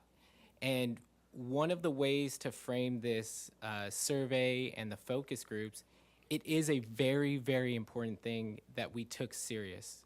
But it's one consideration among many. And so from our research, from all of the work that we've done, we weighed these results along with that, and we felt that it was appropriate to have some time away from serving as a police officer before participating on a board like this, so that you can distance yourself a little bit from that experience and be able to fully engage in the work of civilian oversight. Thank you. As a quick follow-up, do you find, or did you find that other similar jurisdictions, whether it's Madison, I don't know, and what the other sort of comparable cities are, had this same requirement for law enforcement I think, folks? Cam, if you want to. So of those that do allow law enforcement on their boards, there are often some kind of qualifiers attached to them. And we're not just talking about hybrid models. Like if you look at oversight boards across the country, you probably find more that don't have law enforcement than you find that do. And of those that do, you would find quite a few that have qualifications. Thank you, that's very helpful. Next question on the page, I ripped off the number of the slide, I'm No sorry. The first page that describes the hybrid oversight model, I wrote down a note that said, independent investigation ? And I think it was in response to something that was said. And I'm wondering, do you envision that either the IPM or the board will have an independent investigation function, or is that not part of this hybrid model? It's to review investigations done by others. Yeah, again, a good question. So in our recommendation, we outlined a particular section that refers to the investigations that you're talking about. So this body, both the IPM, the Independent Police Monitor, and the Civilian Oversight Board will not be conducting investigations. So let's just be clear about that. Okay. But what the IPM will be doing is working with the Professional Standards Unit, following a complaint through the process that includes the investigation process, to monitor and make sure that we're following policies, procedures, and effective practices. So they're working side by side with the investigator. Now, if for some reason we don't foresee this happening, but just as a protection mechanism, let's say 10 years down the line, 15, 20, they are working with Professional Standards Unit. They witness maybe an area where we maybe fell short of meeting our standards, talk to the Professional Standards Unit. They continue on, disregard the piece of information. Okay. Complete the investigation. Maybe there's an area where they missed it. The Independent Police Monitor can identify that and take it to the Civilian Oversight Board, identify it, get their feedback, and send it back to Professional Standards Unit with that feedback so that they can complete the investigation. Maybe an interview wasn't conducted with someone in particular, and the professional or the police monitor felt like it was really important to have that perspective in the investigation. Send it back to the Professional Standards Unit so that they can do that. If, let's say, they maybe don't do that, and we're protecting ourselves against the worst case scenario. Maybe they're just, I don't want to listen to what a COB or an Independent Police Monitor has to say. We don't think it matters. And we think it's really, really important. We could repeat that process again, where the Independent Police Monitor takes it to the COB and provides that feedback, send it back to the Professional Standards Unit.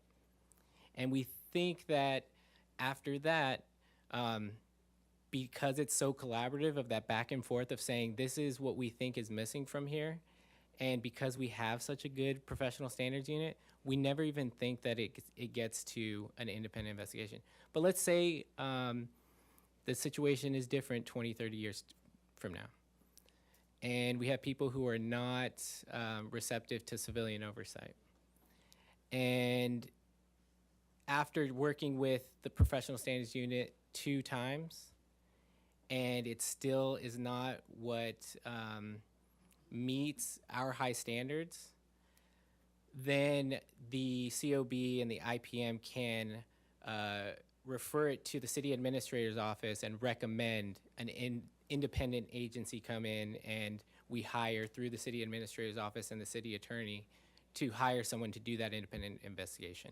So it's a very long process, but we wanted it to be collaborative so that it is a very high threshold to even get there. It has to be a supermajority of the COB, and it has to be after really trying to work with the professional standards unit. So we didn't even want that to, in reality, that's never going to be what plays out as long as we keep our high standards that we have now. Thank you, Chair Escobedo. That you accurately guessed my next set of questions. So thank you so much. I just want to be very clear for folks who are listening and for my own understanding as we move forward with this conversation. So the way that you've set this up, whether we're talking about the board or the IPM, there is no authority to discipline directly. There's no authority to require action directly other than through referring ultimately to the city administrator. So, there's no independent, or there's no authority in the sense of being able to fire or put a file in someone, or a complaint in someone's file or whatever. Is that That's what I'm correct. So understanding? It's truly collaborative. truly collaborative, and even if we had wanted that to be a part of our recommendations, it couldn't be because of the city charter. Okay. And I'd like to add one thing. Even for policy recommendations, training recommendations, these go to the police chief, and the police chief ultimately decides whether to accept or not accept. In our recommendations, we did outline a process where the police chief would have to come, if they say no to the policy recommendation, they would have to come to the Civilian Oversight Board and explain why within a finite time period, and it's 45 days, and the police chief can even ask for an extension that be given, and that's a possibility as well. Thank you. So Well, that's the accountability part of it. yeah, I really appreciate your focus on engagement and collaboration. Almost done, I promise. Yes, one more second. Quickly, I just want to ask one or two questions about the IPM position. First, why do you see this position as a full-time position? And maybe I'm not speaking so much about the first year or the second year, but as the systems are sort of put in place and we've done the review and we know it's working, do you anticipate the full-time nature of this role being necessary 5 years from now? And is there any maybe the answer is always yes, but let's imagine that in year 3 you only receive 3 complaints or only 3 investigations are done. Would that maybe change your view of whether this position is necessarily a full-time one? Can you just give a little bit more on that Yeah. for me? Definitely, you highlighted something. Getting this off the ground is going to be a huge work effort. So yes, In the first few years. but beyond those first few years, I do believe so. And the reason being is we can point to complaint information, filed complaints, as one indication of how well we're doing. But we have to remember that many people do not understand the complaint process, do not know about the complaint process, don't know how to file, or don't feel comfortable doing so. And so that's one area. And so if someone doesn't feel comfortable doing so, that's an issue. We also need to do a whole lot of community education and relationship building for those that don't have a good relationship or don't have a comfortable relationship with the Santa Barbara Police Department, and that takes a lot of work. In addition, one of the roles of the independent police monitor is to build these relationships in our community proactively so that, God forbid, something does happen and we do have an incident, you have that good faith and that goodwill already built in so that you can use that to get through that process and get on the other side and still have those really strong relationships. So in addition to all of that, the data analysis, the reporting, the relationship building, the community engagement, and the support of the board, it's a lot of work. And we're going to need a full-time position beyond that if we're going to have the full faith of the community in this COB and the independent police monitor, and it needs that for it to work for all parties involved. Thank you. And my sincere thanks to everyone involved. Mr. Friedman. Thank you. So if I look a little bewildered every time IPM is mentioned, it's because I worked at the county for so many years and I did a lot of public policy on integrated pest management, so I'm still waiting to find out when we're going to take the pesticides out of our parks. But so just a few quick questions. The first is, we mentioned comparable cities on here, and I know one of them is Boulder, but can we just get just for the public and us, so anyone can go back and look at, what are some other comparable cities you looked at? I could bring Cami for a more comprehensive list, but I could tell you Just a couple. Yeah. quite a few. So Madison, Wisconsin's another one, in terms of really looking at their process and how they got to their ultimate recommendation. I believe Athens. We also looked at cities like Berkeley, some of the other ones. We tried to look at as many in California as possible because of the specifics of your state statutes.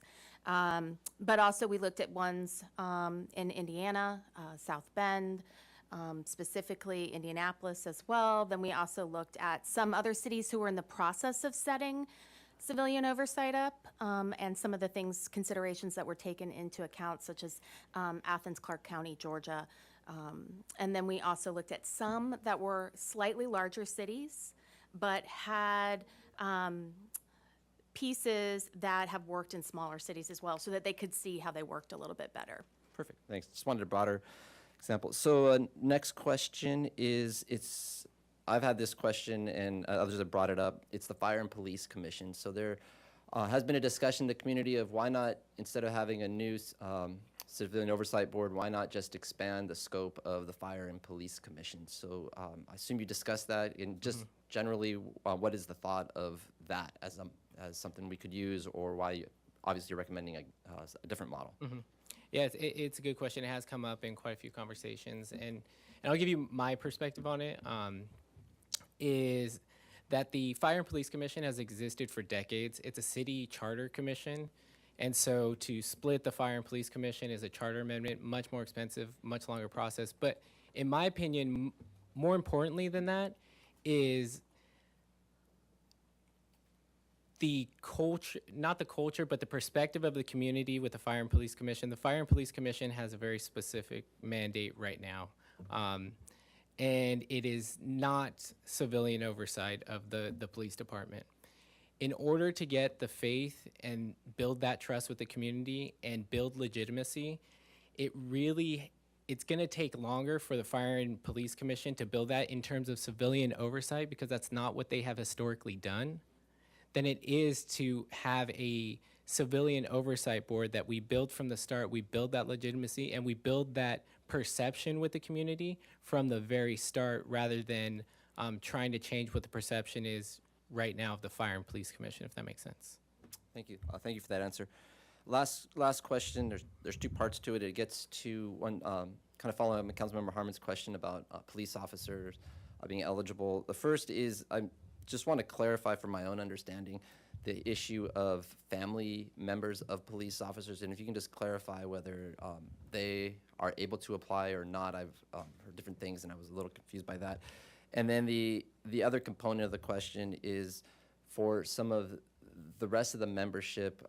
It was mentioned in the PowerPoint, we want to make sure that there's not biases either in favor of law enforcement or those in support of against law enforcement. So what are some of the things that we could look into for when we're interviewing applicants? For an example of something that would possibly come up would be if someone has a proven history of filing false conduct allegations against a police officer, we wouldn't want someone like that on the commission. So is there any thought given to some restrictions on the general membership, and then the question about the family of law enforcement? If you could just clarify that for me. Thank you. Yeah. In terms of the second piece, in terms of trying to get ahead of bias, either for or against, I hate to say it, but that's where you come in your interview process, and really trying to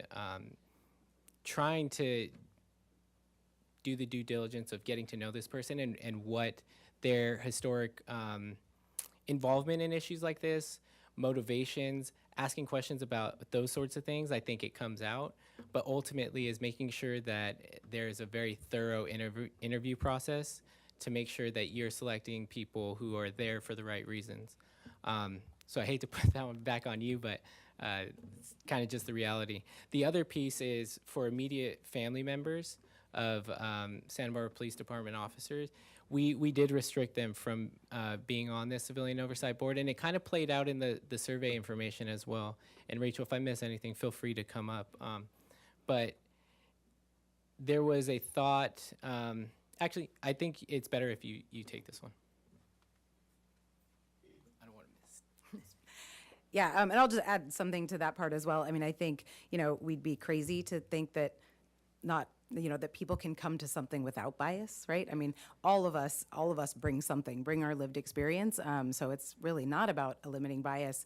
And that's actually, getting to that question is why we struggled a long time to decide how large this body should be, like an oversight board, because the idea of having a breadth of voices and perspectives is to balance that, right? So if you get people who are biased in one way or the other, or the third way or the fourth way, that it still is a collaborative conversation where those things can be all included.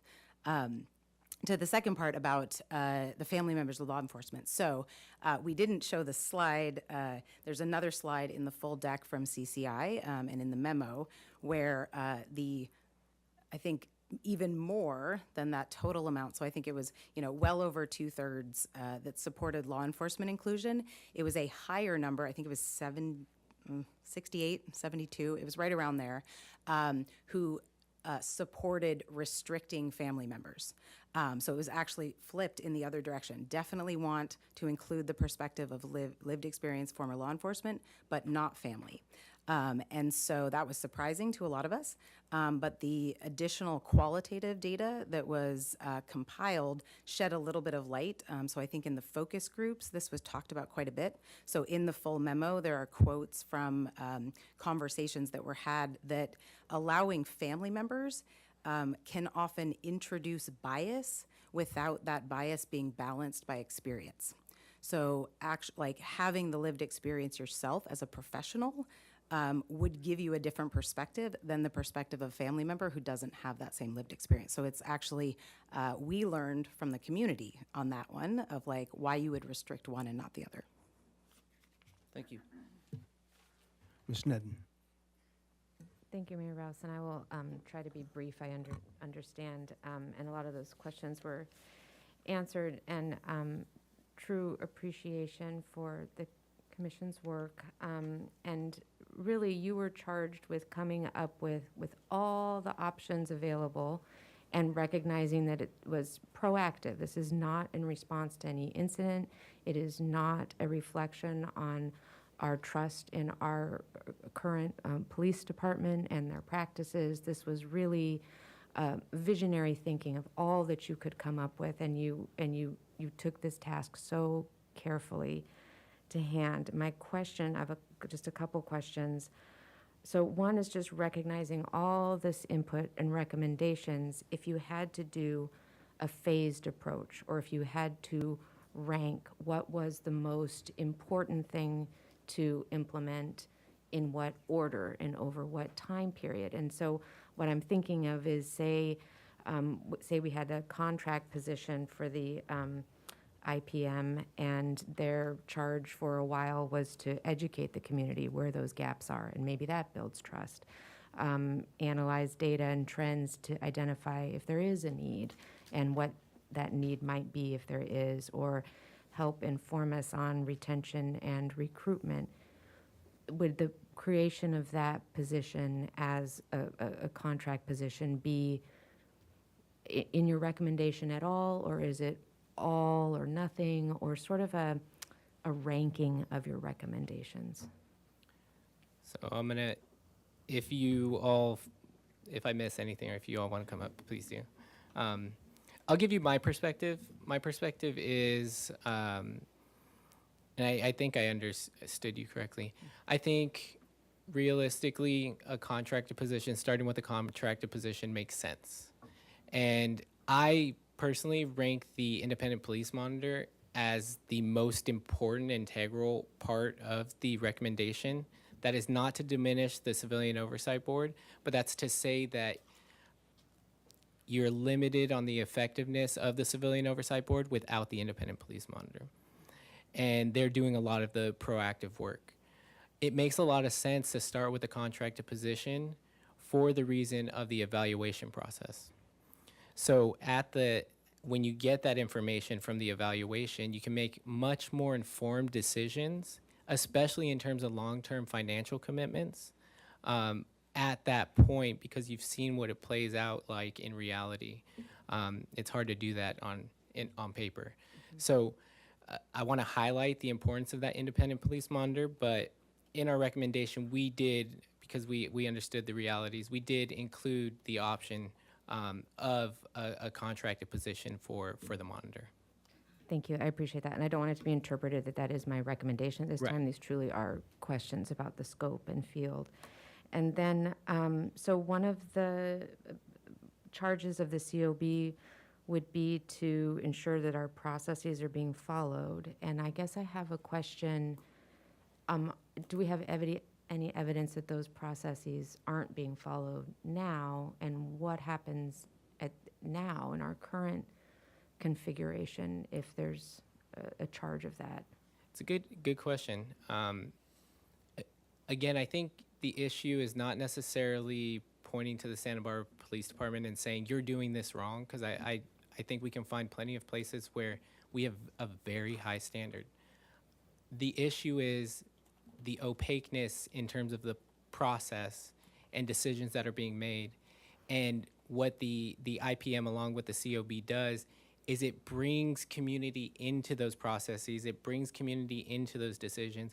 And what we're saying is, we set a really high standard for ourselves here in the city of Santa Barbara.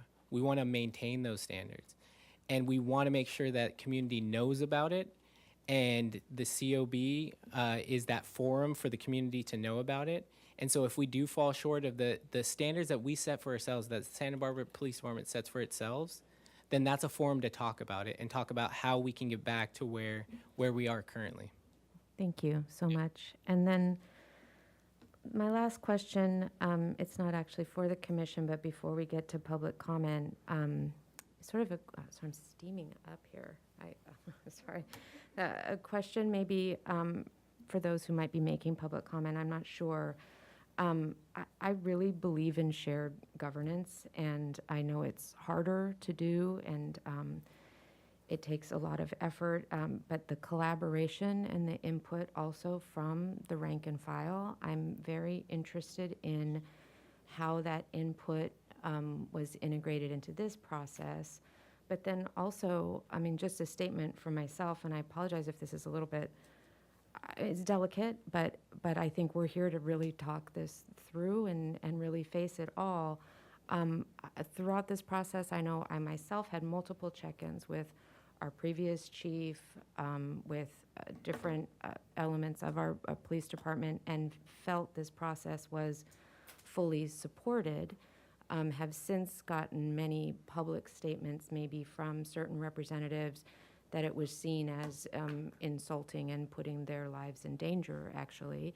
And I'm like genuinely interested in the answer to that. I don't think any of us want to be creating a divisive situation at all. Where we are now is we haven't had an incident. We have very low use of excessive force, and just the genuine question maybe as commenters are commenting about, I'm trying to reconcile those two very vastly different messages I've personally received and where that fits in the context of this, because the last thing I would want is this process to create a division where the whole idea is to be collaborative and respectful of each other. So I guess that's just an open-ended question as we go into public comment.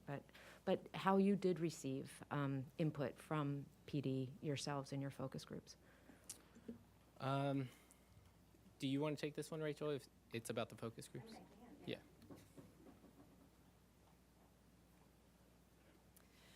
Yeah, I mean, in terms of what we can verify, so 2 of the 8 focus groups were SBPD. So that's, I guess, a quarter of the focus groups. And then in the demographics of, again, the survey, this is the tricky part of everything being optional. There were, there was I think it was 4% self-elected to identify as being law enforcement filling out the survey. We kind of looking at other surveys and kind of talking to CCI, law enforcement is less likely to self-identify as so in some cases in surveys like this, but we cannot conclude anything about that. And actually, as I was thinking about the survey, I wanted to go back briefly to Councilmember Gutierrez's initial question too about kind of location, right? The value of anonymity in a survey and in like even a focus group scenario, which is why we weren't part of them. We wanted community members to be able to show up with strangers facilitating it.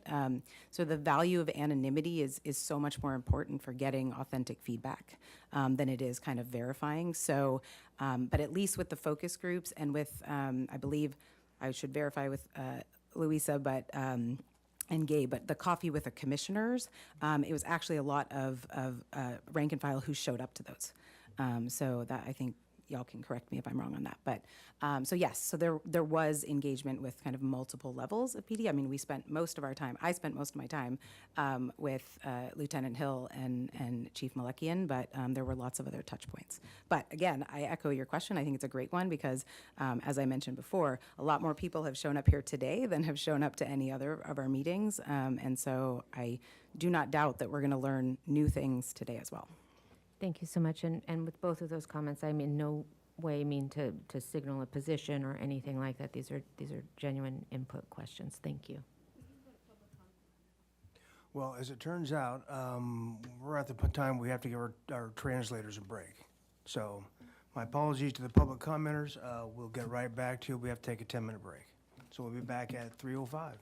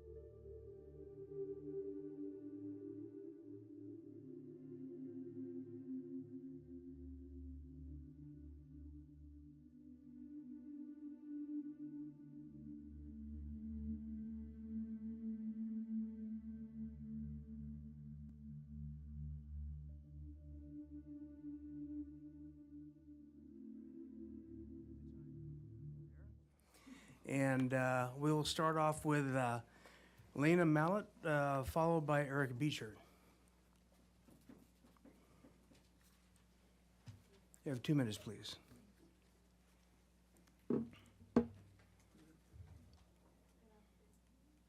Good afternoon. Is it working? Okay. My name is Lena Mallett, and I'm here today as a community member who's invested in advancing responsible systems that will enhance our community's safety, heighten accessibility, and offer support to folks who are most impacted by the criminal legal system. I stand in strong support of the Community Formation Commission's and the Community Formation Commission and the recommendations they're presenting before you today. I also want to acknowledge the work of Healing Justice and other community organizers who've pushed for the development of such essential public safety infrastructure.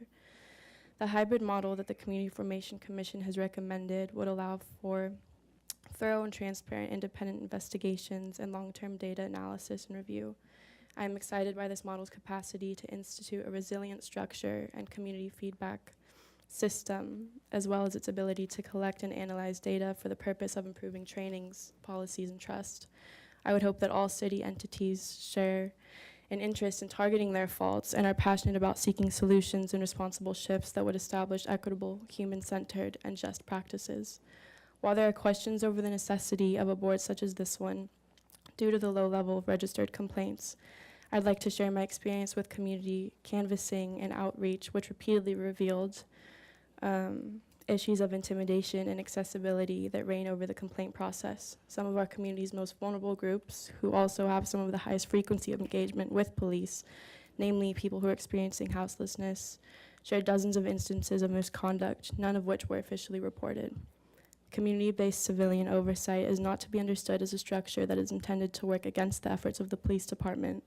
Rather, it is an essential form of checks and balances that aims to be collaborative and proactive, that helps to build trust and relationships between police and the community. By creating a system that is both independent and impartial, I am sure that the mechanisms proposed in the CFC's recommendations have the potential to promote greater law enforcement accountability, increased transparency, positive organizational change, and improved responsiveness to community needs and concerns. Thank you. Thank you. Okay, we got Eric Beecher, followed by Mark Grunwald.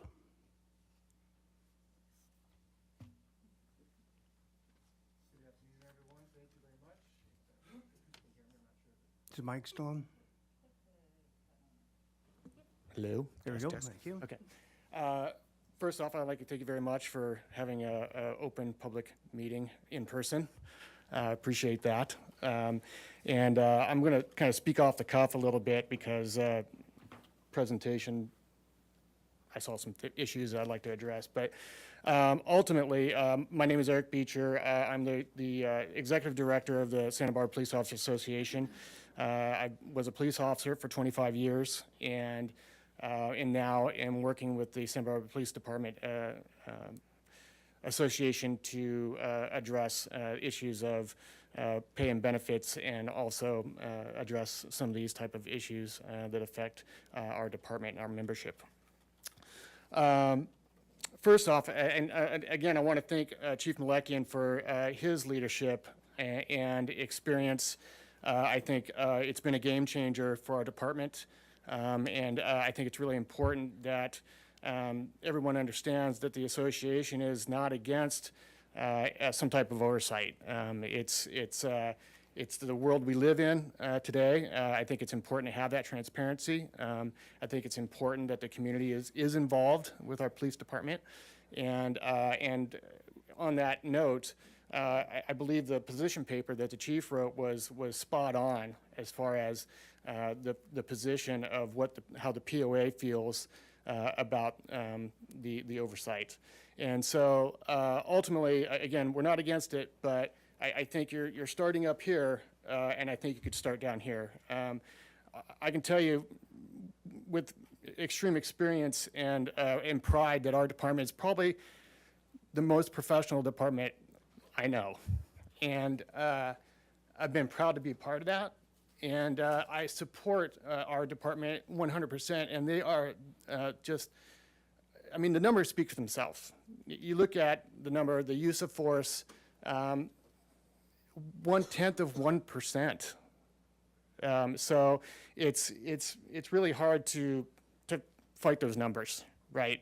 So ultimately, unfortunately, 2 minutes is not long enough to speak, but there's a lot more that needs to be said, and I really open it up to Megan. You say you'd like, Kristen, you said you would like to question, the rank and file, and I'd be more than happy to do that. I know this isn't probably the right time or space, but if you decide that you want to have that conversation with us, we're more than open to it.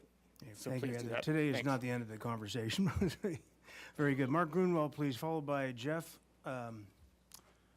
looks like Runfeld. Correct. Thank you. Thank you for giving me the time to speak up here, and thank you for the work you did. My name is Mark Grunwald. I'm a retired police officer from Santa Barbara. I retired just recently after 45 years in law enforcement. I'm really proud of the police department. I've gone through 5 chiefs, unfortunately not Chief Malecki, but every chief I worked for did a lot of great things to work with the community. Ride-along programs, Citizens Academy, foot patrol officer to work with the downtown business, Officer Adrian Gutierrez, who works with the Hispanic community. There are many ways this department has gone through to do exactly what they're trying to say, and I believe that's why for the 26 years I was with the department, we have hardly had any complaints for excessive force or anything otherwise. I think they always take, between the command staff and on down the line, we take this all serious. I take my conduct very seriously. Do you know what it takes to be a police officer today? Probably nobody in this room could make the qualifications and get through the academy, get through the FTO process, and get off basic training off your probationary status. If you don't know it, look into it. Have you gone on a ride-along to see what police officers encounter every day? If you haven't, do it. If you haven't, talked to a police officer on the street. I used to love talking to police officers, or the public, when I was a police officer at coffee shops, out at a park, and engaging. To me, it's part of the job. I love sharing that. As you asked earlier, Madam Sned, this may be visionary, but as a police officer, I would take this as an attack on my agency, on what I do, because I feel POST, which is the guiding peace officer standards and training, which guides what peace officers get for training and everything that we do. The law says it. The DA scrutinizes some things that we may get as far as a complaint. Wow, 2 minutes goes fast. Yeah, it does. Okay. All those things, there are many things implemented to always protect the community and oversee. I believe that there's an open door, and it should be that way, but the extent this was described, the retention and recruitment is going to get ruined. I'm sorry, people won't want to be here. All right, thank The you. high cost of living. I hate to keep limited to 2 minutes, but we really want to hear from as many of you as we possibly can. So Jeff Runfeld, followed by Gina Genova. Hello, I'm Jeff Rudfeld. Thanks for pronouncing my name correctly. Appreciate that. I'm no activist. Never been, in fact, this is the first council meeting I've ever been to. But community safety and just the atmosphere of our community is incredibly important to me, and this seemed like a topic worth spending my time on. I've been, excuse me, I've been here since the mid-'60s, off and on, full-time, part-time resident. My parents, I raised my families in San Francisco and Chicago and a couple of cities that, to be honest, I won't even drive my car into anymore. And I don't think that a lot of the activity that has been dedicated towards improving our police functions in those cities have been beneficial. So that's what causes me to express some concern here. You know, in listening to the conversations, it seems like everything's kind of boiled down to, and I'm really been educated by this. This has really been fascinating, but it really boils down to this survey. And surveys are really interesting. Like we all know, we get surveys all the time. And who responds to surveys? Only the people who really feel strongly about whatever the issue is. So I feel like I'm actually here representing the 95% of people who, really the unheard 95%. Who I didn't receive a survey, I didn't communicate. Yes, there might be some homeless people that didn't communicate, but there are a heck of a lot of other people who are homed who didn't communicate as well.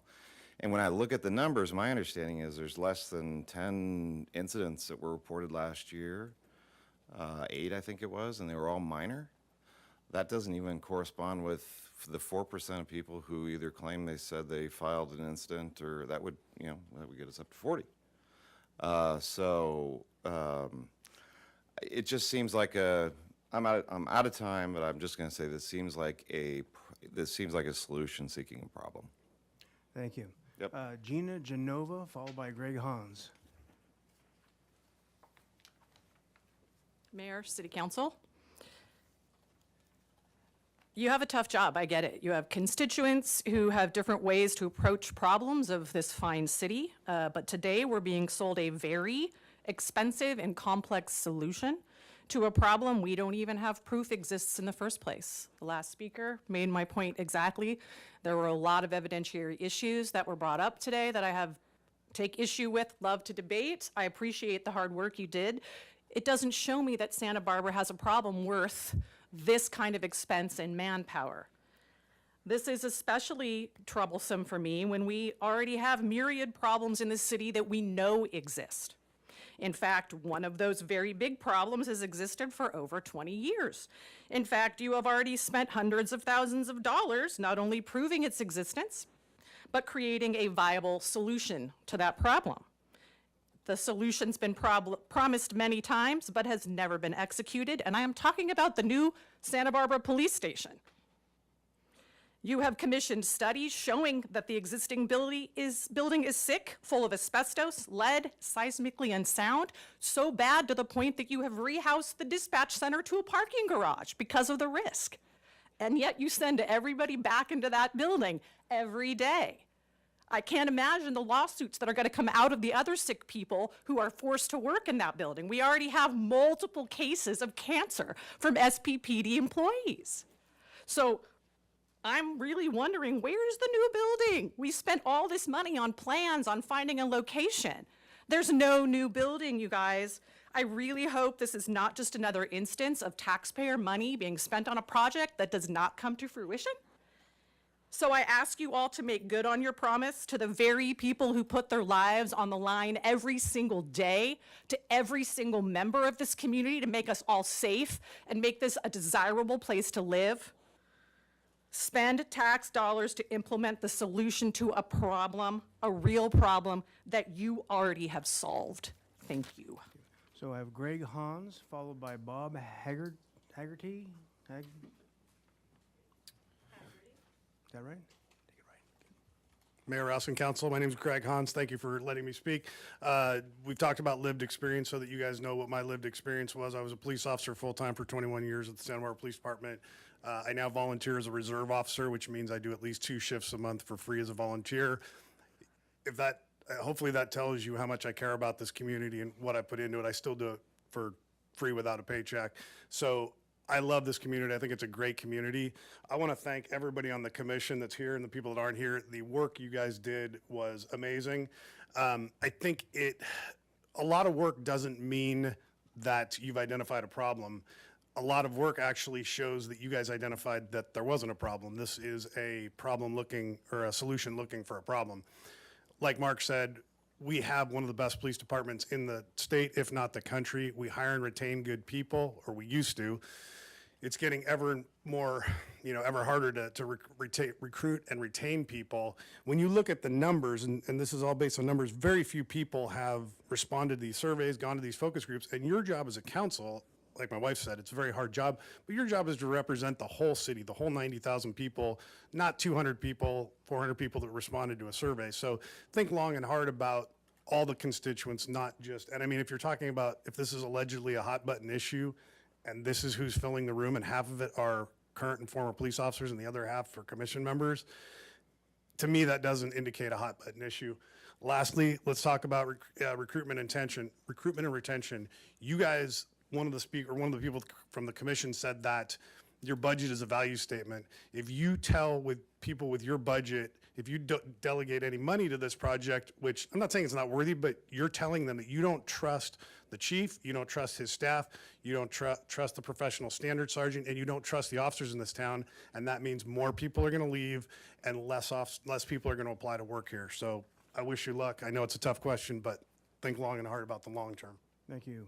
Bob Haggerty, followed by Chris Newhouser. Yep, Bob Haggerty, sorry for my penmanship. I've been here for 12 years in Santa Barbara, but I grew up in Englewood and I lived in Van Nuys for 20 years, where there's actual crime and rough cops, and I was knocked out by LAPD one time. But how much time has Mr. Bernard, Chief Bernard, set in all these meetings and all these focus groups instead of being on State Street dealing with the people that are let out of prison due to Prop 47? And you got the current commission is more than adequate with single-digit issue. How about blaming the criminals instead of the police? Cammie even spoke of how inclusive the Santa Barbara was. And yeah, and I'm here because of the tax dollars. I pay a lot of taxes here, and I want to see them spent wiser. We already have a free commission. Thank you. Okay, Chris Newhouser, followed by Bonnie Donovan. I'm also another ex-police department employee. I worked in dispatch for 34 years. I object to this because I think it's unnecessary, it's redundant, and because of the cost. It's unnecessary because we already have things in place. If you want to make a complaint, you've got the, well, that's the redundant part. You've got the grand jury, you've got the police and fire commission, city hall you can go to human resources, you can go to the city attorney, you can go to the police department, and you can get your own attorney if you want to make a complaint. As far as being unnecessary, we already have, and there were things that people didn't want to fund anymore, was community policing. We had DARE, we had the officers in the school, and people didn't seem to want to do that. We have, as far as the cost goes, the cost of this person, okay, now all of a sudden it's $307,000, but it started off as $600. I don't know where it started.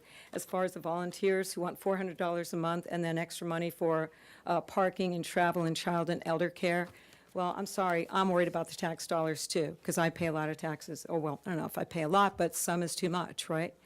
And then as far as the training that they say that they need, and I get it, but they want this training. I looked at the training. It's as much as any police officer would need, or what they would get. And it takes them years to be able to really feel comfortable, I'm sure, and to become a detective.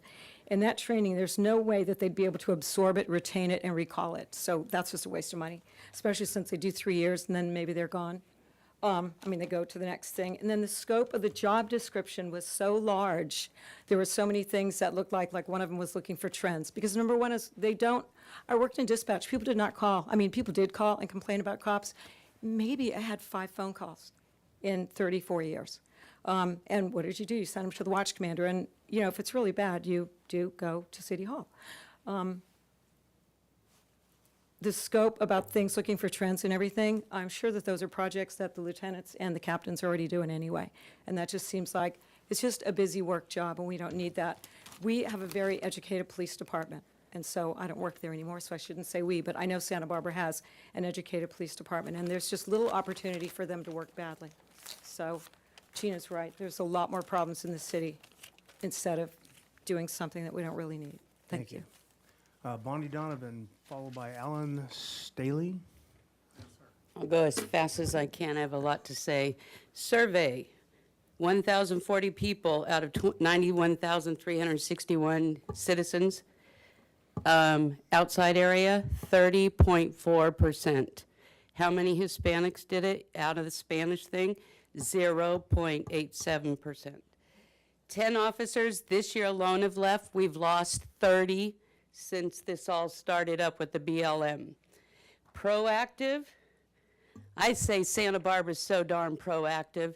Over 100 years ago, we started the Fire and Police Commission. Right in here, they get to recommend rules and regulations concerning the operation and conduct of any of the fire or police department. It's already there. The only problem here, there's no compensation, no pay, so maybe they're just after money. We don't need any more employees when our employees are coming to Tuesday to city council begging to be paid more. We have everything we need here. Stick with our fire and police commission. Let me see what else.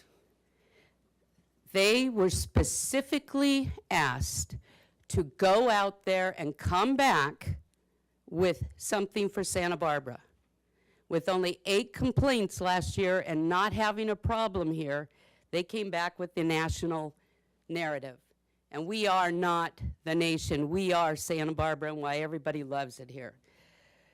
Then the UCSB, Isla Vista, Goleta, Nolita, Montecito, Summerlin are the 30% that's on your survey that you were asking about. I mean, I could go on forever on everything here. The number one thing is they were asked to do something and they came back without what we asked for. If there was a problem, show us there's a problem in our police department. We need to keep the money with our employees and keep getting more police officers here and have their back. Thank you. Alan Staley, I don't have that last name down, so. Yes, thank you. That's proper pronunciation. Okay, very good. I'm Alan Staley, and I have to admit that I'm just a part-time resident here, but about to become full-time. I have 54 years of public safety experience, including, coincidentally, 24 of those in Boulder, Colorado. I was a police officer in Boulder and then went with the sheriff's office when we needed to take over what ended up being a dysfunctional situation. So I am familiar with that, and we did very well, to the point where the sheriff kept getting the most votes of anybody for the 20-some years I was there. Even when he was unopposed, he got more votes than any other person. So that's a pretty good test of public acceptance. I just came up with 4 things in looking at the proposal. It's obvious there was a huge amount of work that went into it, but I wondered if the model fit Santa Barbara. Just as other police officers have already testified, public relations that's the police job. It's hard to have a commission that can fix things if the police aren't doing their job. I'd also say that improvements in public relations is always important, however you can do it, but I'm wondering if this model actually improves public relations or challenges them. And then you guys need a chief who you can trust and count on. And finally, you really need to be sure you're not doing something that damages the ability to recruit the kind of people that you want out there being cops. So anyway, that's all I can say. All right, very good. Thank you for your comments. Madam Clerk, do we have some online speakers in the queue? May I have the first speaker, please? Yes, Mr. Mayor.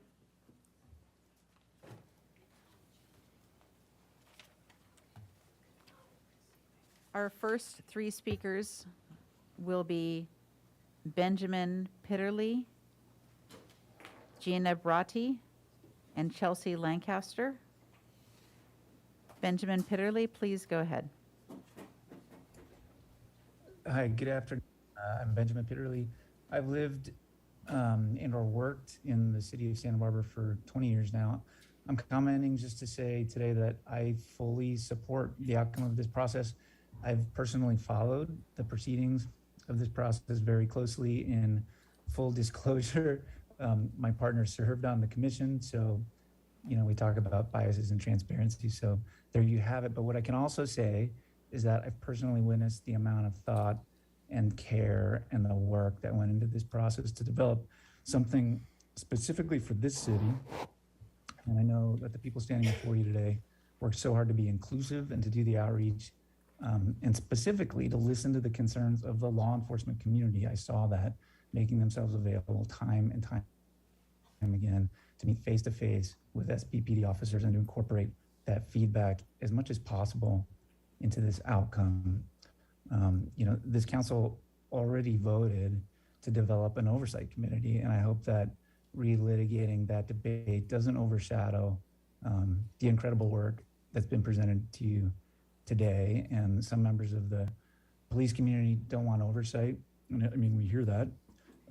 I have the utmost respect for our law enforcement, for the incredibly difficult job that they perform every day to keep the community safe, and how challenging, the challenging positions that police officers are placed in on a regular basis. They have my full support. However, I'm a firm proponent of oversight, and it's not a reflection of our police department. It's a reflection of our community's desire to build trust and to build bridges through transparency. That's what this is about, and that's what this gets you. So I hope that you consider these recommendations favorably. Thank you. Thank you. We have the next speaker, please.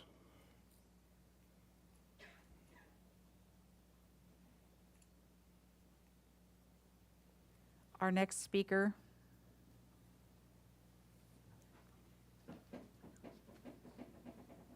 and we're going to go in an order here based on hands raised. Our next speaker is going to be Anna Marie Gott, then Roy Reed, and then a phone number ending in 5722. And a reminder to please keep your hand raised once you've raised it. Anna Marie Gott, please go ahead. Good afternoon, council members. I just question the survey, if it is statistically accurate, with a population of adults of roughly 70,000 here in the city, only having a little more than 1,000 surveys returned, tells me that, we did not have enough people actually fill out that survey. So I think that, and I do agree with some of the other speakers that, people that really wanted to fill out that survey self-selected. So we need a better way to actually reach out to those that did not know about the survey, did not fill it out, and did not fill it out. I also really question the costs in terms of the program itself, as well as the cost of training that the commissioners would like, the travel costs, as well as the caregiver costs. This price tag for this particular, commission is going to be extremely expensive. And as some of the speakers have actually mentioned, we don't really see a problem. It probably would have been best if we had actually identified substantial problems rather than, creating an expensive solution for problems that don't really seem to exist. This is not, Santa Barbara is not Atlanta. It's, it is not New York. It is not Detroit. It is not Los Angeles. So I really do question, the entire program. Beyond that, I just want to point out that one of the commissioners said that she spent $700 on childcare, and that was for a month. When we do not allow our board members to participate remotely, we are forcing them to pay extremely high costs for childcare as well as other caregiver expenses, that for them to actually, serve on one of these boards. And I really think that the city needs to require. You need to wrap up, please, Ms. Gott. Virtual meetings, and that includes participation for all of the board members, so that particular cost in that is not, excuse me, is not a consideration for not being on a board and not participating in a meeting. Thank you very much. Can we have the next speaker, please? Next speaker is Roy Reed. Roy Reed, please go ahead. Mayor Ross and council members, I'm Roy Reed. I'm board president of the Santa Barbara County Taxpayers Association. It's interesting that this proposal is being discussed today, Earth Day, which is dedicated to responsible stewardship of the planet's resources. At Taxpayers Association, we're dedicated to promote government's responsible stewardship of taxpayer-provided resources. It's obvious, after thoughtful consideration, that the proposal which lies before you fails to meet that standard. The proposal before you would create a new bureaucracy and a new independent police monitor at great expense, both initially and ongoing, and would institute a lengthy list of policies and procedures, mostly redundant and certain to disrupt smooth function of the police department, while it entirely fails to identify any problem or dysfunction which would justify its existence. In fact, with an incidence of only 8 complaints out of some 45,000 encounters and no evidence that any of those complaints was not acceptably resolved, Santa Barbara PD has a record which would be envied by any other department in the state. At a time when crime of all sorts is increasing, with organized gangs looking to victimize affluent citizens, the city should be looking for ways to enhance law enforcement, not provide new impediments, and this would certainly do.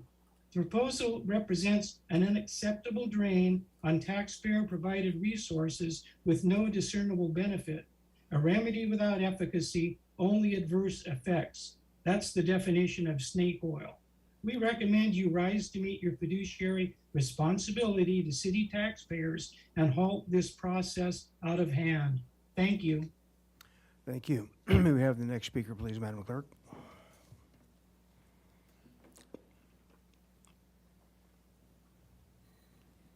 Yes, our next speaker is the phone number ending in 5722.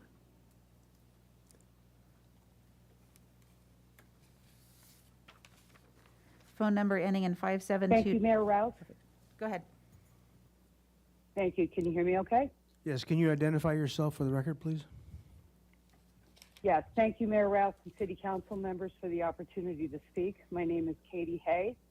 I am the owner and operator of 2 businesses within the city of Santa Barbara. I have experienced dozens of encounters over the last 14 years in business that have necessitated police response.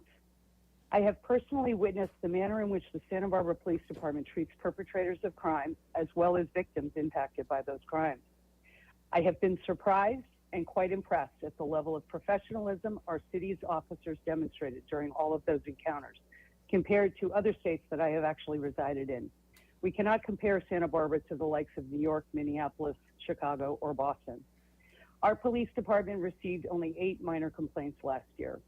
Contrast that with the number of contacts and calls for service Santa Barbara Police Department has each year.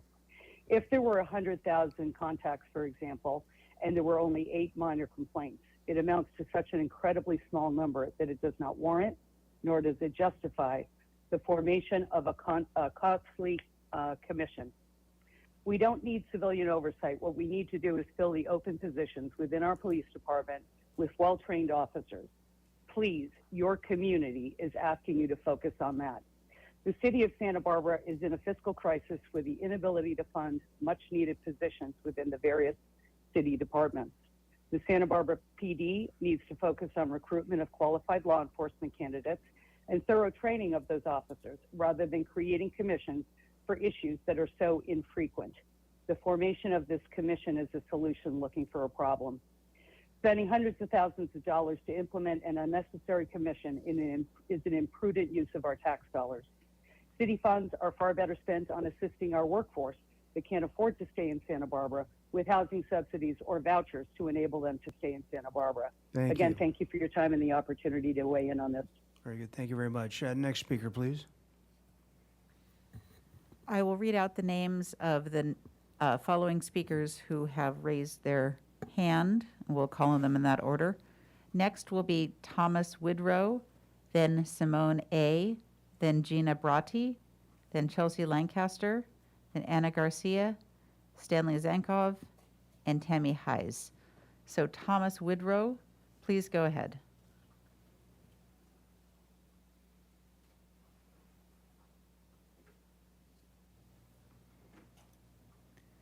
Thomas Woodrow, you can unmute yourself and go ahead. Oops, sorry about that. Can you hear me? Yes. All right, sorry. Tom Woodrow, head of Santa Barbara County Taxpayers Association, Mayor Rouse, members of City Council, members of the CFC, I want to thank you for the opportunity to speak today.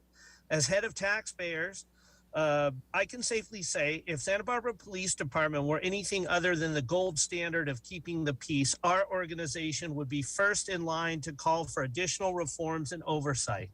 However, as members of the CFC have stated today, this is absolutely not the case.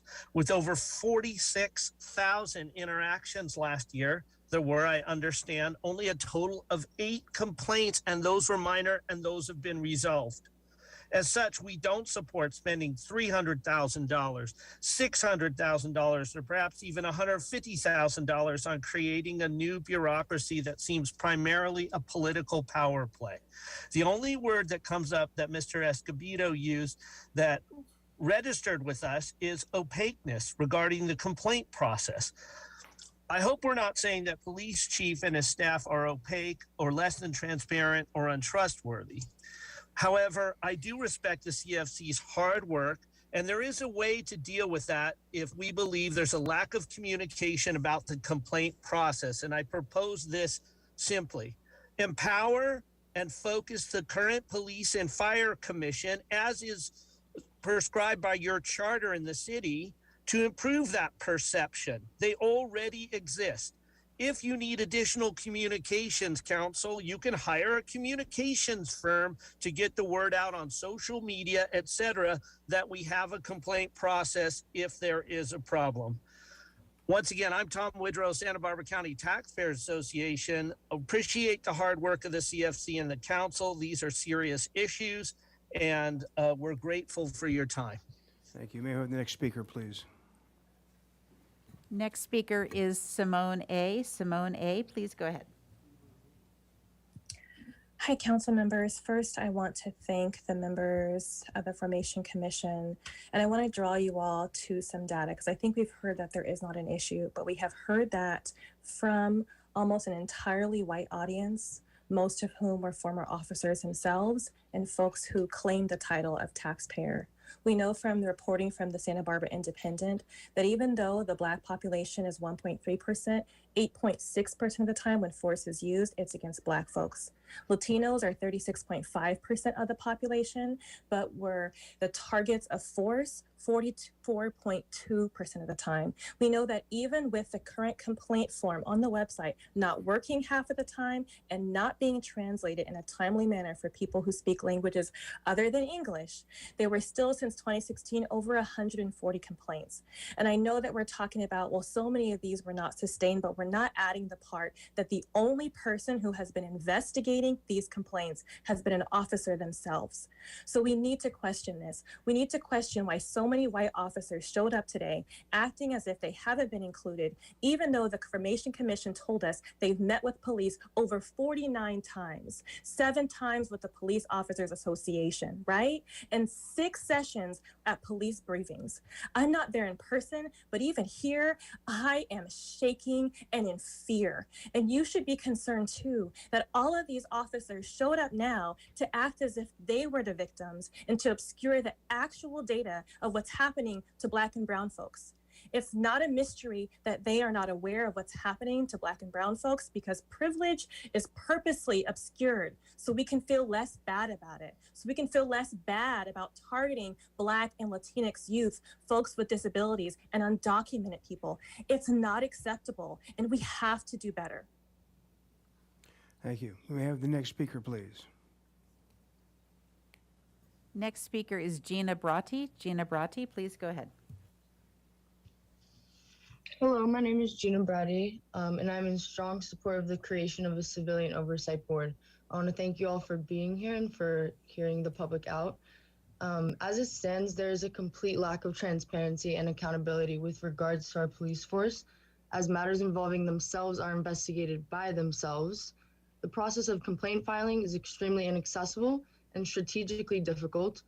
Our citizens, whom you swore to protect, understandably do not feel comfortable reporting the ways in which they have been assaulted, coerced, or otherwise harassed to the perpetrators of these crimes. Because why would you go to the police after being assaulted by the police? You're putting yourself in direct danger again. And this is why the numbers are so skewed. If you do not think that there is police misconduct in Santa Barbara, you have not been talking to your citizens. You have not been talking to citizens of color, to your homeless population. And police misconduct are crimes. They're crimes for which the police are not held accountable. And if we want our police force to be trusted by the people, to run the way it was intended, we need investigations of misconduct to be conducted externally. This is not an attack on the police. If there is no misconduct, like you say, then there should be no issue. If less police officers are going to come to SBPD because there is someone other than the police handling complaints against them, then that signifies that there is something seriously wrong. Thank you so much. Thank you. May I have the next speaker, please?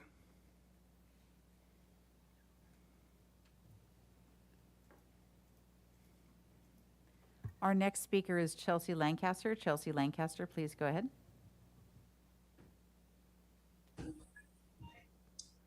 Yes, thank you for allowing me to give comment today. Want to express my appreciation for the commission members for this incredible undertaking and all the folks who have taken risks to speak truth to power in this situation. For those of us that were there defending community during the gang injunction and naming the ongoing disproportionate over-policing of communities of color, of poor folks, of houseless folks, of undocumented folks. I want to amplify what Simone said and the previous speaker, that there are those of us in the community who have access to different kinds of knowledge and data than the people in that room. That is by choice. Again, naming that you have a bunch of folks in the room that are white folks, former police officers, people of wealth and other forms of privilege that do not experience policing the same way. I also want to point you all to the Sheriff's Department dashboard that shows the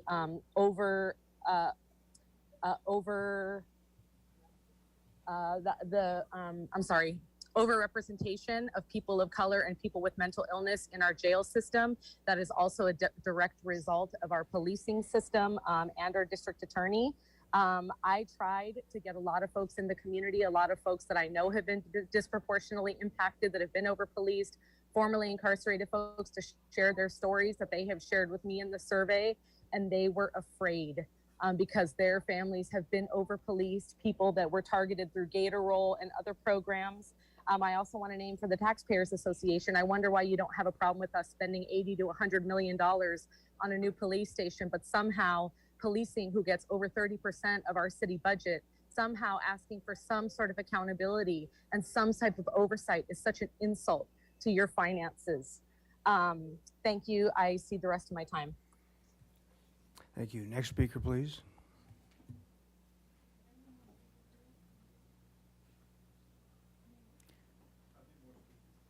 Three more speakers. Our next speaker is Ana Garcia. Ana Garcia, please go ahead.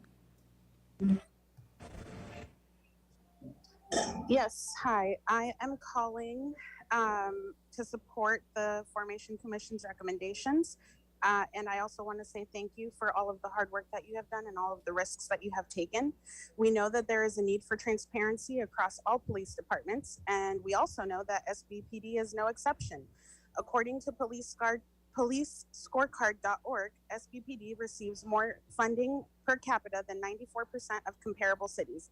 If we are not Atlanta or LA or other cities with higher crime rates, then why are we funding at such excessive levels? I also want to name that there is disproportionate impact and risk for Black people and other people of color to voice concerns on this topic. The survey responses that were collected were not representative of our community. The in-person public comments were majority white folks. That should signal the clear need for oversight that is transparent and led by community members. If there is no issue, then there should be no concern about oversight. Be transparent. This is not an attack against police. If there's nothing to hide, then there shouldn't be any words. Thank you. May we have the next speaker, please? Next speaker is Stanley Zankoff. Stanley Zankoff, please go ahead. Hello again, members of the public, Mr. Mayor, and members of the City Council. I'm, again, a resident in the region since 2008, co-founder of the Santa Barbara Tenants Union, and someone who's been in public service and in our nonprofit sector for some time now. I'm calling to strongly support the Civilian Oversight Community Formation Commission's recommendation presented to us today. I'm also pretty frustrated to hear the public commenters who spoke so dismissively at the community interest in this sort of oversight.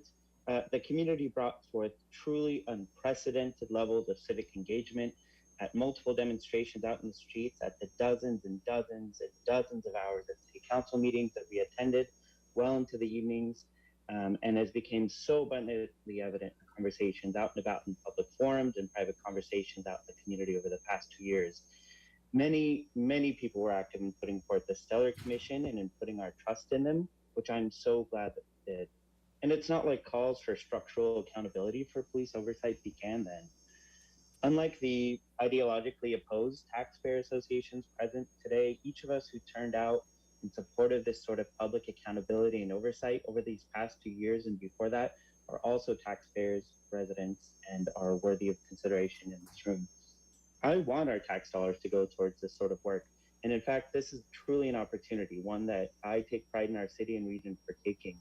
We've been blessed with an engaged Community Formation Commission who's put their broad and skilled insight, diligence, and time and applied it to produce a set of recommendations for us based off of national best practices tailored to our local needs. Of course, this isn't the end of the conversation when it comes to policing and oversight and good government, but I'm really truly impressed at the work of the commission and hope that you'll trust their reasoning today. So again, I want to express my support and gratitude for the commission's thoughtful and effective work on this topic. I've had the privilege to work and get to know a number of them and was impressed by their work presented today as well. And I want to thank you We need to wrap up, please. for your time and consideration. I hope you'll support CFC's recommendations today. And finally, just want to share my thanks to You the need to years wrap up, please. of labor from Healing Justice as well, and the community that they've cultivated as well. Thanks so much. Okay, may I have the next speaker, please? Our final speaker is Tammy Hayes. Tammy Hayes, please go ahead. Hi, good afternoon. My name is Tammy Hughes. I am a citizen, I'm a taxpayer, I'm a property owner, I'm a mom, and I would ask you please to reject this proposal in its entirety.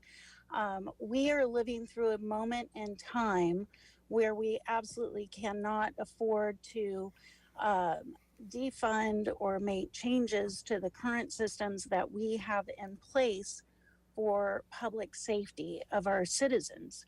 And forgive me, I'm in my car, so I don't have a script in front of me. But I'm so impressed with any research that we've done about the outcomes of, people who have been arrested and how our officers handle themselves with the utmost of professionalism. And I think that we are looking to fund something that, by the way, we don't have the money for at the moment, to fund something that doesn't need this kind of capital put towards it at the moment. So I keep my time brief because I think so many people before me have spoke very eloquently. But I thank you so much for your time. Thank you. Okay, Thank you. is that it for public comment, Madam Clerk? Yes, Mr. Mayor. All right, it's back to the council. First one up is Alejandra Gutierrez. Thank you, everyone that participated in the Formation Commission. I actually have a couple questions for Detective Hill and for the chief, if they can come up. Or can I? Yeah. There was a couple questions about retention. How many officers retired early or left to other departments, or maybe called in sick during this time of, when the narrative was out there about defunding the police, and when council decided to, start investigating a review board for the police station? Councilmember Gutierrez and members of the council, you'll recall that I started in this position on March 1st of 2021. So the issue of who called in sick and what the issues were during 2020 when the social unrest. Lieutenant Hill may know, I don't. I can say that since, in the 14 months since I came on, we have lost seven personnel, two of which specifically indicated that they were leaving the profession, and 5 of which were relocating to other areas for quality of life concerns. Have you guys seen a decrease of people applying to work for the police department here? Absolutely. There's no question that the pool of applicants is significantly smaller. I think the last testing process, open testing process where people can come, I believe we had 13 people show up. The time before that, we had 3. That number used to be measured in the 1 to 200 range. Do you think that those officers that are thinking of applying to our department and know that we are thinking of implementing a review board, would that discourage them, do you think? I honestly don't think so. I think what I do think is it's not so much oversight. I've been very clear. The POA's been very clear that and I'll use this occasion, since I don't know if I'll be back up here again, to thank the members of the commission for the work they do, and quite frankly for the way that they approached it. It was not approached in an anti-police, anti-officer perspective, and that was greatly appreciated by everybody that was involved. I do think it's not so matter whether we have oversight. I think it's the nature of that oversight and what it looks like. Okay, thank you. Detective Hill, since you're going to be here a little bit longer than the chief, I have a question for you. You've been working very closely with the commissioners. Could you tell me a little bit about your experience working with the commission? Yes, Councilwoman Gutierrez, thank you for the question. I also would like to extend my appreciation for the commission. I've been working with them, I think, since day one, over a year, and my experience with them has been positive. Specifically, there's been several commissioners who have reached out in positions of leadership on the commission, and we've met on a regular basis. So especially for those meetings, when I'm meeting individually or in small groups, there's a platform that I feel like I can speak freely, speaking to department positions. Throughout the process over the year, there have been some occasions where I speak, as you saw in the presentation, during the formal process, but it was much more present when we were having smaller group meetings. So my experience has been really good, and I appreciate every person on the commission and all the time that each person put into it. Thank you. And this question goes back to the commissioners. On the slide for collaboration and outreach, you guys mentioned you went to police briefings. Could one of the commissioners, give the council or the public some feedback on your experience of attending these briefings? Sure, yeah. Commissioner Rodriguez and I attended these briefings. They were the first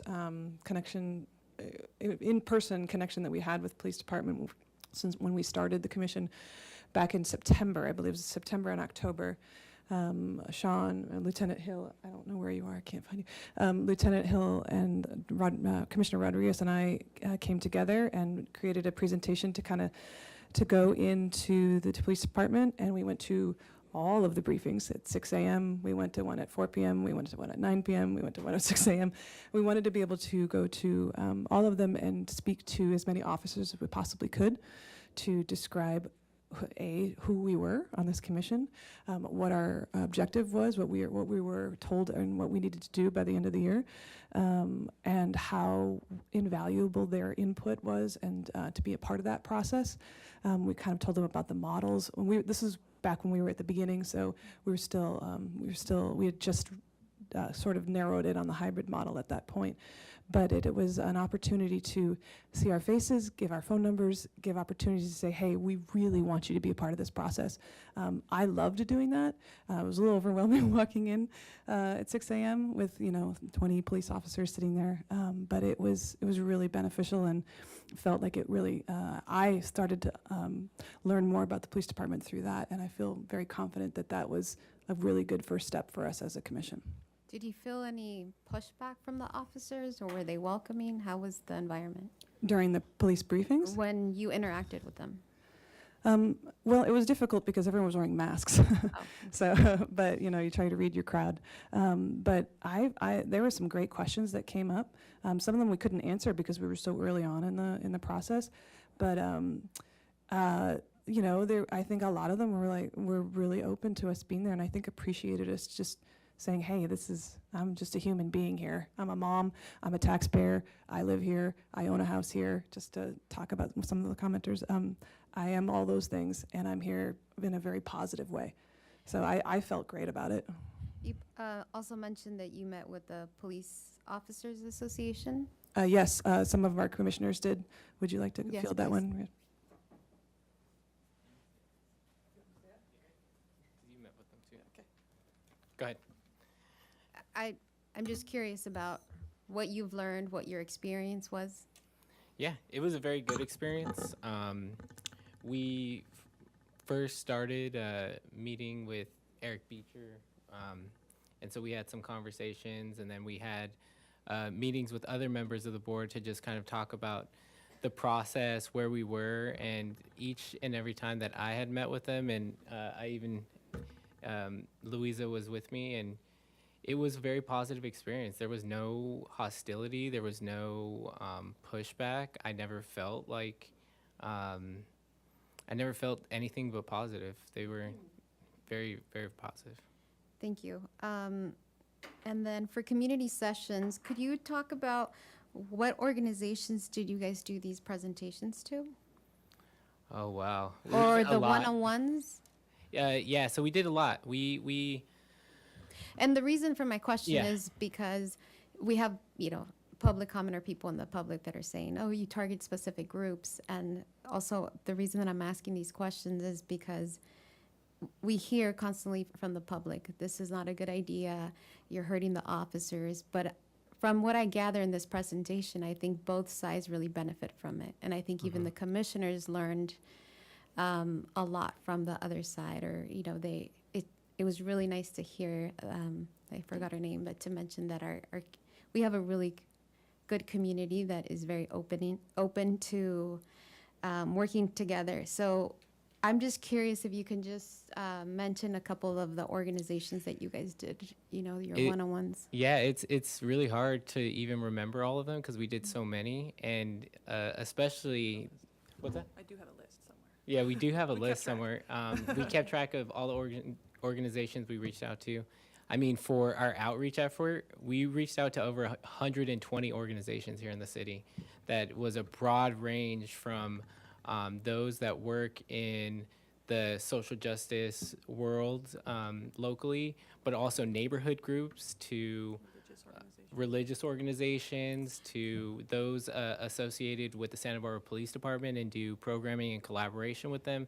So it was a wide variety of groups. And to touch on your point, this has been a very positive experience, and getting the opportunity to talk to our officers and really have some meaningful conversations, and have quite a few conversations with Chief Malekian and Lieutenant Hill. I've enjoyed that quite a bit, and I think that's what our oversight recommendation can offer to a broader range of people that don't get that opportunity right now. I'm privileged because I was a part of the Community Formation Commission. There are many in our community that don't have those relationships with the police department, and this has that potential. Could you speak, somebody in public comments talked about that you guys didn't really reach out to the Spanish-speaking community. Could you give me examples of some outreach that you did to the Spanish-speaking community? Yeah, so a part of those organizations were organizations that serve primarily Spanish-speaking populations in our community. We, at the beginning of the process, created outreach videos for City TV, both in English and Spanish. We have members on our commission that work with or work for organizations that serve primarily Spanish-speaking populations, and we leveraged all of that in order to reach out. Thank you. I just want to give a little bit of background of myself. I was born and raised here. I am a family member of two people in law enforcement. I've had bad experience with police officers, but I want to share a little story real quick. I took a little boy that came from El Centro, California. El Centro is a city right next to a border town, Mexicali. Those children in that community, they don't see police officers. They see border patrols, and they associate border patrols with police officers. And being raised in this community, I grew up in an era where there was we had a high population of gang members. Either you were a gang member or you graduated high school and you went to the military, or you ended up in either pregnant or in jail. And I have a friend who's a police officer, and I asked him for a favor. I said, would you be willing to come outside and just meet this little boy? Like, bring a sticker with you. He didn't just bring a sticker. He brought a bag with a teddy bear and a bunch of goodie stuff that actually the records later put together within like 30 minutes. The little boy was very overwhelmed. He was scared to see my friend. And I've been privileged enough to see officers without their uniforms, but I've also remember getting family members getting pulled over and seeing somebody in uniform and being terrified. The little boy ended up going through the police department and meeting different officers. And at the end of the tour, he told his dad, he said, "Papi, the officers are not mean. They're good officers." But he got to see law enforcement in a human side. I really, really want to thank you guys for all the work you've done. My last question to you is, throughout this process, did you feel that you put yourself at risk? I want you to be very honest. I'll speak for myself. So growing up, I didn't have a positive relationship with police. And I grew in a single parent household because my dad spent most of his time incarcerated.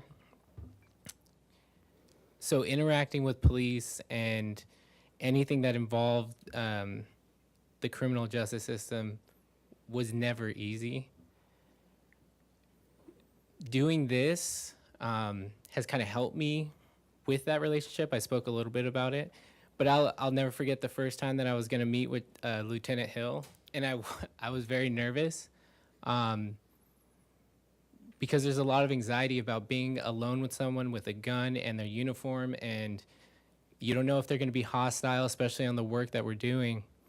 And I appreciated because Lieutenant Hill came in regular clothes, in a tie and a shirt. And for me, that was a big thing because I went into that situation with a lot of anxiety.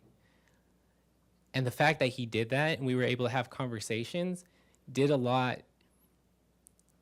to push me and give me confidence that I could go and meet with the chief, go meet with the POA, go and meet with other officers in settings where they do have their uniform on, where they do have their gun. So for me, I didn't feel safe going into it, but going through this process, it's offered me the opportunity to talk to our police officers and have those interactions. My hope is that what we offered in this model does that for parts of our community that felt the exact same way that I did. And I feel very confident, I feel very strongly that that is exactly what it does. And I get it when you look at the finances, but when you look at that number compared to that experience that I shared with you, for the people in our community where they feel that way, that is a very small investment for what we could be doing for those that feel that exact same way in our community. Thank you. I had a similar experience with Mr. Hill. I mean, with Detective Hill. Even though I have family in law enforcement, I still hesitant to work with law enforcement. I come from the area of education. I started working with students that were on probation. I was on the South Coast Gang Task Force when we had the stabbing on State Street. So when I got sworn in, Lieutenant, a year later, we met. We met 2 times, and by the 3rd time, I've shared this story before, I was going to tell him that I didn't want to work with him.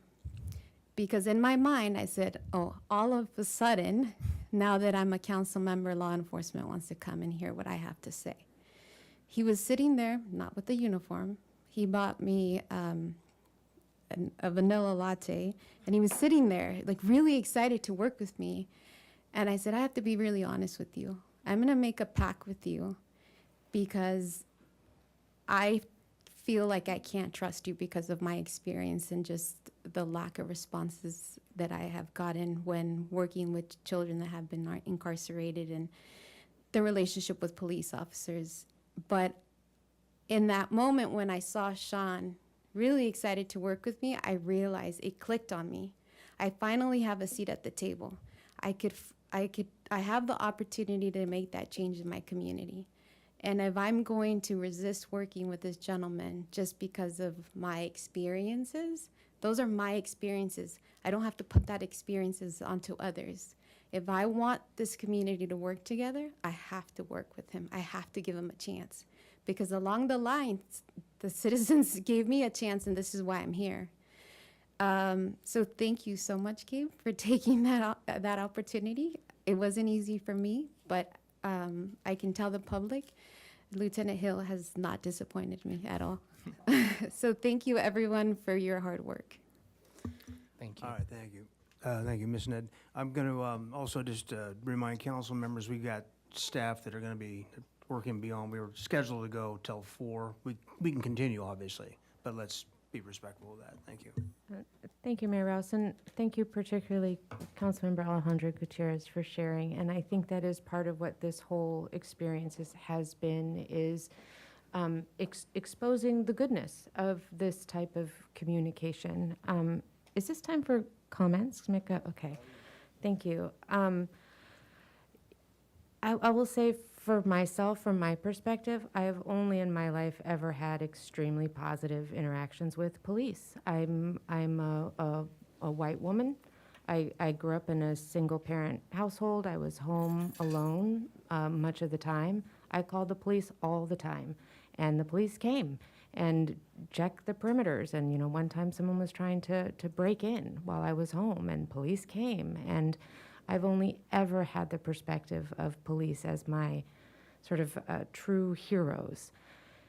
In this position on council, part of what we do is listen. And as much as it's hard to hear, it's impossible to ignore when there were so many people coming forward, sharing experiences that maybe they previously had not felt safe sharing. For myself, during this election cycle, there was a lot of rhetoric about how even asking this question about oversight, even what could it look like? What would it look like? Let's collaborate. Even asking that question put out a lot of vitriol about that. And that was the first time ever in my life that when I encountered officers, our own officers, I had the question of, have I offended this officer? Have I offended that officer? I love officers. Maybe this one hates me now. Maybe this one wants harm to come to me because they feel that their life has been jeopardized because of asking the question about oversight. And I'm sharing this only to say that that was the first time I ever felt uneasy around police officers. And I don't enjoy feeling that way. And it gave me empathy for somebody else who might feel always like, is this officer my friend? Is this officer not my friend? I've never even entertained the idea that any of our officers were not completely 100% on all of our side for our protection. In this position, I have to be in a position of listening, of considering, and of learning, and of bringing forward these conversations that we can have publicly, openly, without fear on anybody's side, including those who may be experiencing oversight. And I shared this with Rachel Johnson the other day. I tried to imagine, so I'm a teacher, and I tried to imagine that we were going to have oversight on our teaching jobs, and they would be people from outside of our industry, outside of our community, and if there was sort of the charge that someone on that review body would have to be someone who hated public education and had bad experiences only with public education and thought maybe either only homeschooling was the way to go or only private schools was the way to go, and how would I feel? And I would feel attacked. I would. And I can understand that perspective of who are the people who are going to be doing oversight of my work, who might not understand what I do or the context of what I do. And I came to the conclusion that I'm proud of the work that I do, and that there might be some people on an oversight group who would take exception to some of my political views or some of the things that I teach, and they might write it up that way, and that would be one voice, and there may be other voices.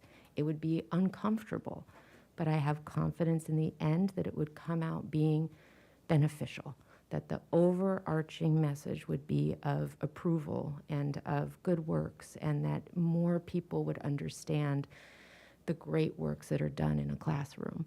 I truly, truly, in my heart, believe in our police department. I truly believe in the good works that you do every day. I'm so grateful that you put your lives on the line for all of us. We absolutely are going to build your police station. Aside from that, though, I'm proud, and I want to showcase the work that you do. I'm not afraid that oversight is going to expose some dark underbelly of our police department. I think it's going to do the opposite. I think it's going to lift us all up. It's going to make us all proud and make us want to be our very best selves, and for the public to know that. Whether the budget will be able to withstand that at this moment in time, that remains to be seen. But it's so important to me that it's conveyed that this is a collaborative process. It's not in response to something negative and horrible that's happened in our community. We just don't have those kinds of stories here, and that's to your credit, to your progressive policing, to you being members of the community, and all that you've done for all of us. I'm not sure where to conclude on that other than to say that I do think oversight in general is not something to be afraid of. It's not something for us to shy away from, and I'm very proud of us all in this room that we're able to have this conversation so openly and transparently. We'll have further discussions at other points about what that oversight or review body might look like. We're all listening. We're listening to the chief's recommendations. We're listening to Lieutenant Hill, and very grateful for the work of each and every one of you who are willing to serve on this commission, particularly if you felt threatened at times, which I'm sure that you did. And so thank you for putting yourselves out there. To our police department, thank you for putting yourselves out there constantly for us. And I do want to say that I am open to meeting at any time, discussing any of this. And I regret that I think that some of those communications have been blocked, frankly. And I would like to offer myself for any conversation at any time. Mr. Friedman. Thank you. This is why I love in-person meetings. The stories that you get to hear that would not have taken place over Zoom, and if they did, they wouldn't have been impactful. So I want to thank my colleague, and I want to thank Mr. Escobedo for your very personal stories that I think get to why we're having this discussion. Very heartfelt and very real, and it's just something I think that our community needs to hear. And there's good experiences and bad experiences that my colleagues and others have had. So first, I just want to thank everyone on the commission for the work you've done and your openness to learning from our police officers, because I think that's a key too. And I want to thank the chief and Lieutenant Hill, and I also want to thank our police officers for being open and using that opportunity to convey what you're doing to the commission. Because from what I'm hearing tonight and throughout the meetings, I've seen a movement from some of the commissioners on how you view policing.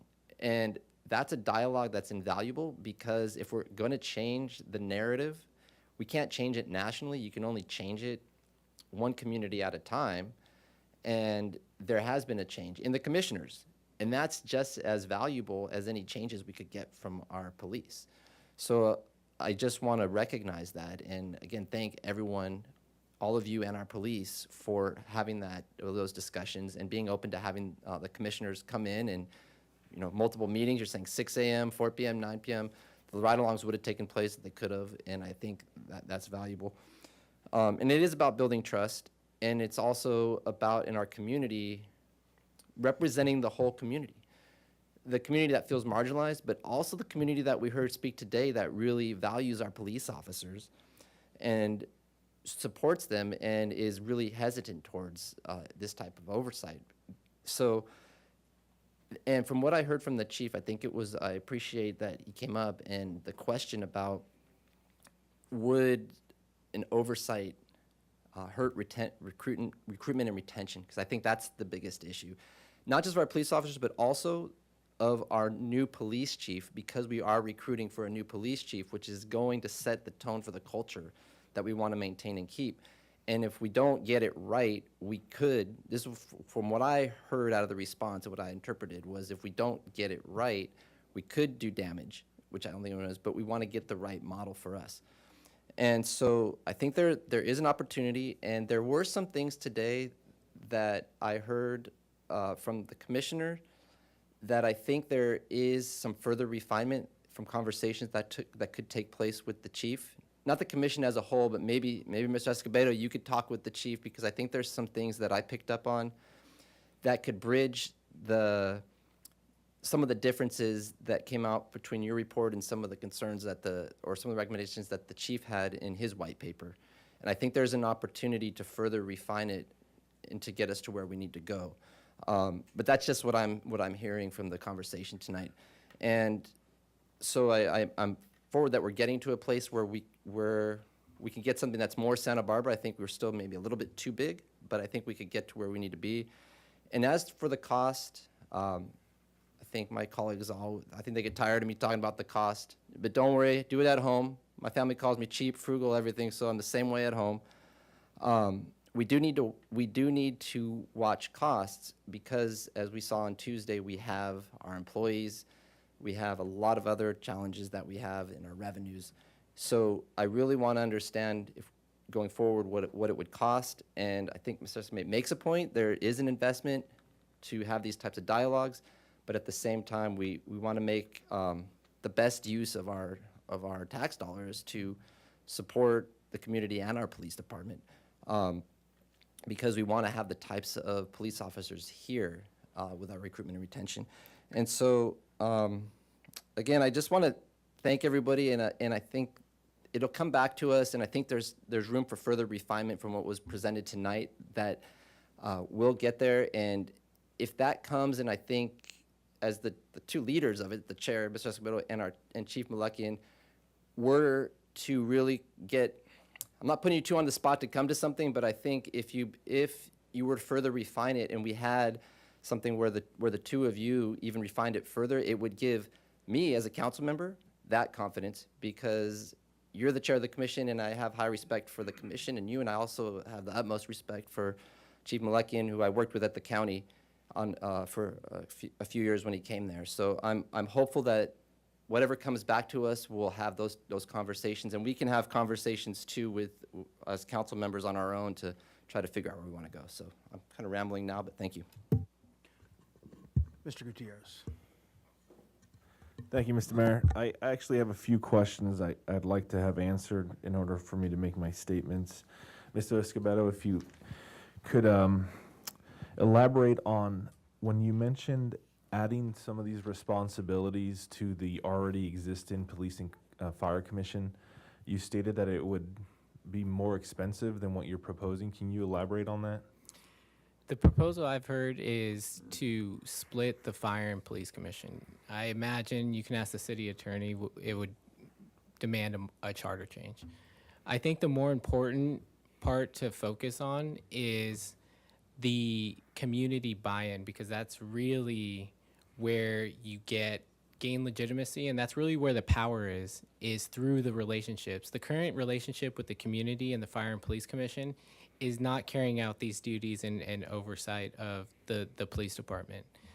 To change that relationship with the community is going to take far longer, rather than creating a civilian oversight board with the independent police monitor up front. That's your relationship, and then it's on the oversight agency of the civilian oversight board and the independent police monitor to gain the trust of the community, so that going into the future, if we ever do have a hard time, when incidents do arise, you already have those relationships that you built proactively, and you leverage those to have some really good conversations to grow and to get through them. So that's kind of how I see that conversation.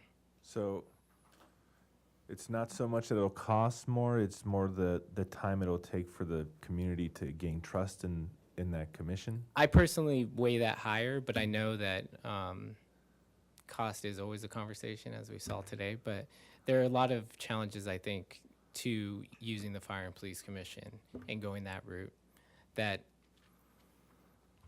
I'm not sure that's the best option. Mr. Colon, could you maybe elaborate on?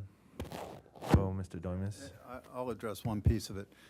What Chair Escobedo is talking about is creating a subpart of the Fire and Police Commission. I don't believe that adding this to their duties would take a charter amendment. Splitting them up certainly would. And if the council wants a fully independent body from the Fire and Police Commission, it would take a charter amendment. Mr. Doimus, you want to help? Members of the Council Commission, I agree with Mr. Colon. So the way as it is, the Fire and Police Commission are together, so that would require a charter commission. The language in the charter for the duties and scope are pretty wide. It's all encompassing. There's a lot of catch-alls in terms of the review of policies, procedures. So we did discuss that during the commission. The question was there any conflict? No, because they're not mandatory duties or permissive duties in terms of reviewing and making recommendations. So you could have overlapping commissions. But in this case, a lot of us proposed the Fire and Police Commission does have authority, and to specify additional authority could be done through municipal code amendments if they wanted to go that route. Okay. Thank you. Thank you. I'm taking Mr. Friedman's concern about the budget extremely seriously. With that being said, I have to be honest that when I was elected in 2018, we were in an economic upturn and we were told that there is no money. Now, obviously, we're in an economic downturn and we're being told the same thing. But I have another question for the chief, if you could please. So, as well as when I was first elected in 2018, the chief at the time was warning us that there's a large percentage of our police force who were aging out, so to speak. So it seems as if that foreshadowing has come to fruition. Is that correct? Is that part of the reason why a lot of our law enforcement had, or didn't have to, but have left? A number of, Councilmember Gutierrez, a number of the people who have left or who are talking about left do fall in that category of hitting the 25 to 30 years of service mark and moving on to other things. Okay. And the notion of the budget reflecting our priorities came up a couple times. It correct me if I'm wrong, city staff, but doesn't the majority of our budget go to law enforcement? Councilmember Gutierrez, 50% of our general fund goes to public safety generally. Police department does receive the biggest single allocation of general fund resources. Okay. And aren't the police officers some of the highest paid employees of the city as well?